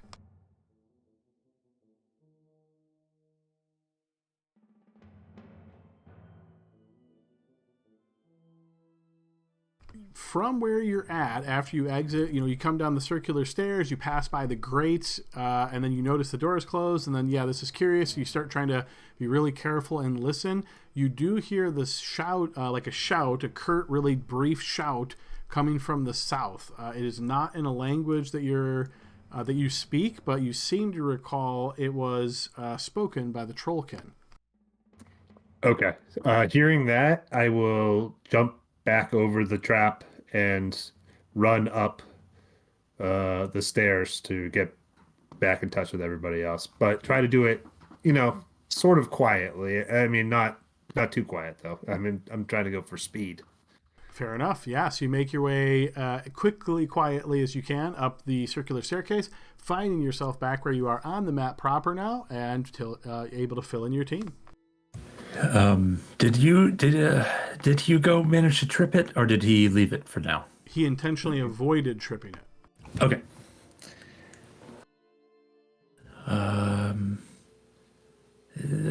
All right. Well, we have some options. We can go to the other route. Oh, no, we can't, because they're both down on the second level. I'm trying to remember where that other the hatch was to go down to the third. It's like outside of the Citadel. It's like a totally different entrance. Man, until right now, I thought you meant the hatch that just had the rocks on it that also goes to floor 1. And I couldn't figure out why you were so enamored with that idea. No, the third floor hatch. Well, we could always try the hatch, I guess, but it's kind of the same at the end. Well, and that's the one with the really nasty staircase, which... Not only that, but they'd be above and below us at that point. We don't want to be in the middle of them. I know it might be hard to draw them out, but the acid trap is a pretty good thing to draw them into here. That plan's more tempting when they're already on the second level. Yeah, they're right there. They might not know it's here. I mean, a long shot, but either that or... Okay, so we can either go around, we can go down, try to draw them up into the trap, or we just go down and start cleaning house. It is also probably, considering that they are intelligent, it seems that they are aware of this trap that is here and will do their best to not be drawn into it or triggered by it. I think our best plan is to not let them ever call reinforcements. I think we move quickly and we take them out before they can call up any more goons from level 3. But if they are chasing one of us, they have to come up these stairs. Like, we would just need like a mage hand to like trigger the trap, even though they're avoiding it. Adam, how what's the height of the stairs? Ooh, good question. Let me find that for you. I'm pretty fast, so I'm happy to try to act as bait or something. If it's not too far, I might have an option too. But this is like, if we do that, we're banking on them getting hit by the trap, right? And if they don't, then that means they just turn around and then they go and tell everybody, "Hey, we're here and we're on the level above them. Be ready." And then we lose all of our advantage. So the staircase itself is 40 feet from the first level down to the second level. The distance between the stairs and the ceiling is 10 feet as you're making your way down. I don't think they'll fall for it if we just go up. I think it's good to have this trap as a fallback. Yeah. As a really need a run. Safety precaution for us to run away, we hop the trap and run up the stairs, and it will give us some space in between them. Except they can trigger the trap from below, so we have to. It's tough because they could possibly just trigger it on us. Make a call. I say we leave it. We can't allow them to get reinforcements. There's absolutely no way we win if they get reinforcements. I think we'll we go have to see down how many are down there and start killing. Renaud will say, I can create a invisible servant that also could wait by the stairs and trigger it for us. So the idea would be, let us say we have decided to retreat for the day. We bypass the trap that is on the steps ourselves. The trolls know about it, but I will instruct the unseen servant to trigger it after several of the trolls go by. The only problem with that is your magic is limited, so to just use that in... It is not risk. A draw on my potential for the day. I can ritualize it. I don't want us to get hung up on the idea that we can win just by triggering one trap. We don't know how many retreat groups. Only option. Yeah, we don't know how many groups are on this level. It could just be a scouting party and a quick, attack could catch them off guard, and then we have the advantage on the ones below. Could be they've already started migrating, trying to take over this level. There's multiple groups, but we don't know. Banking on a single trap to help us I don't think it's good. I think we keep our idea. We use fire, and we take them out quickly so they can't call reinforcements. And at this point, you notice Sebastian sort of looks over at you guys as well, and as though he's sort of deep in thought, and says, It occurs to me that we could come up with some code words that would be very brief, but we would all know what they are, but that would tell us what to do. So, for example, if we have a code word for flea, it might be something kind of funky like cheese or something like that, but they won't know what it means, but we will all know. And maybe another one for do not let them get away, so charge at any cost. Some things like this, just so we can communicate brief, but they will not know. Love it. You are more than a pretty face, Sebastian. Yeah, let's use colors, right? Let's use red for retreat. Yeah, easy to remember. Oh, I was thinking yellow. They might guess what that means. They might guess red means retreat. Yellow mean retreat. I don't know. I don't know if Trollkin can see color. They might be colorblind. Look, we just go with the basic, like red, retreat, blue, advance, green, advanced, quietly. How is that basic? I didn't follow it at all. Elliot just keeps going. He just keeps naming colors and keeps going over tactical military plans. I love how he's like, everybody knows red means retreat. Come on, guys. Have you never done this before?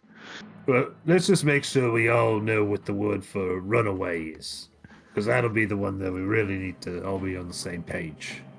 So, I would say tippy toe. Tippy toe, tippy toe. What if we shouted Harmony's name? Someone we all recognize. We shout her name, and they may think we're just calling a companion, but we know secretly that means to get the hell out of here. All right. Just so that we don't have to keep arguing about it. Harmony is retreat. To go silently in front of us is the word green. And that is all I think we need to talk about, at least for now. Well, if you see somebody running away for reinforcements, we need a word for that. What do you think, Grask? What's a good code word for chase down the bad guy? What about chase? Perfect. All right. Who's going down first? I can go. We're not triggering the trap, right? No. Let's try to jump over it. Okay. All right, guys. With the uncrackable code in place, you guys eye the steps about descending and getting ready to see what is down there now. As we are at the end of our session time here, we will go ahead and wrap up for tonight. Hope everybody enjoyed this session, and next session is definitely will be action-packed based on where you guys are at and what your plans are. Hopefully this will be more in your favor than the last time you encountered these foes. So yeah, great session, everybody. Hope you enjoyed it, and we'll see everybody next week. Thanks, y'all. Thanks, Yeah, Sam.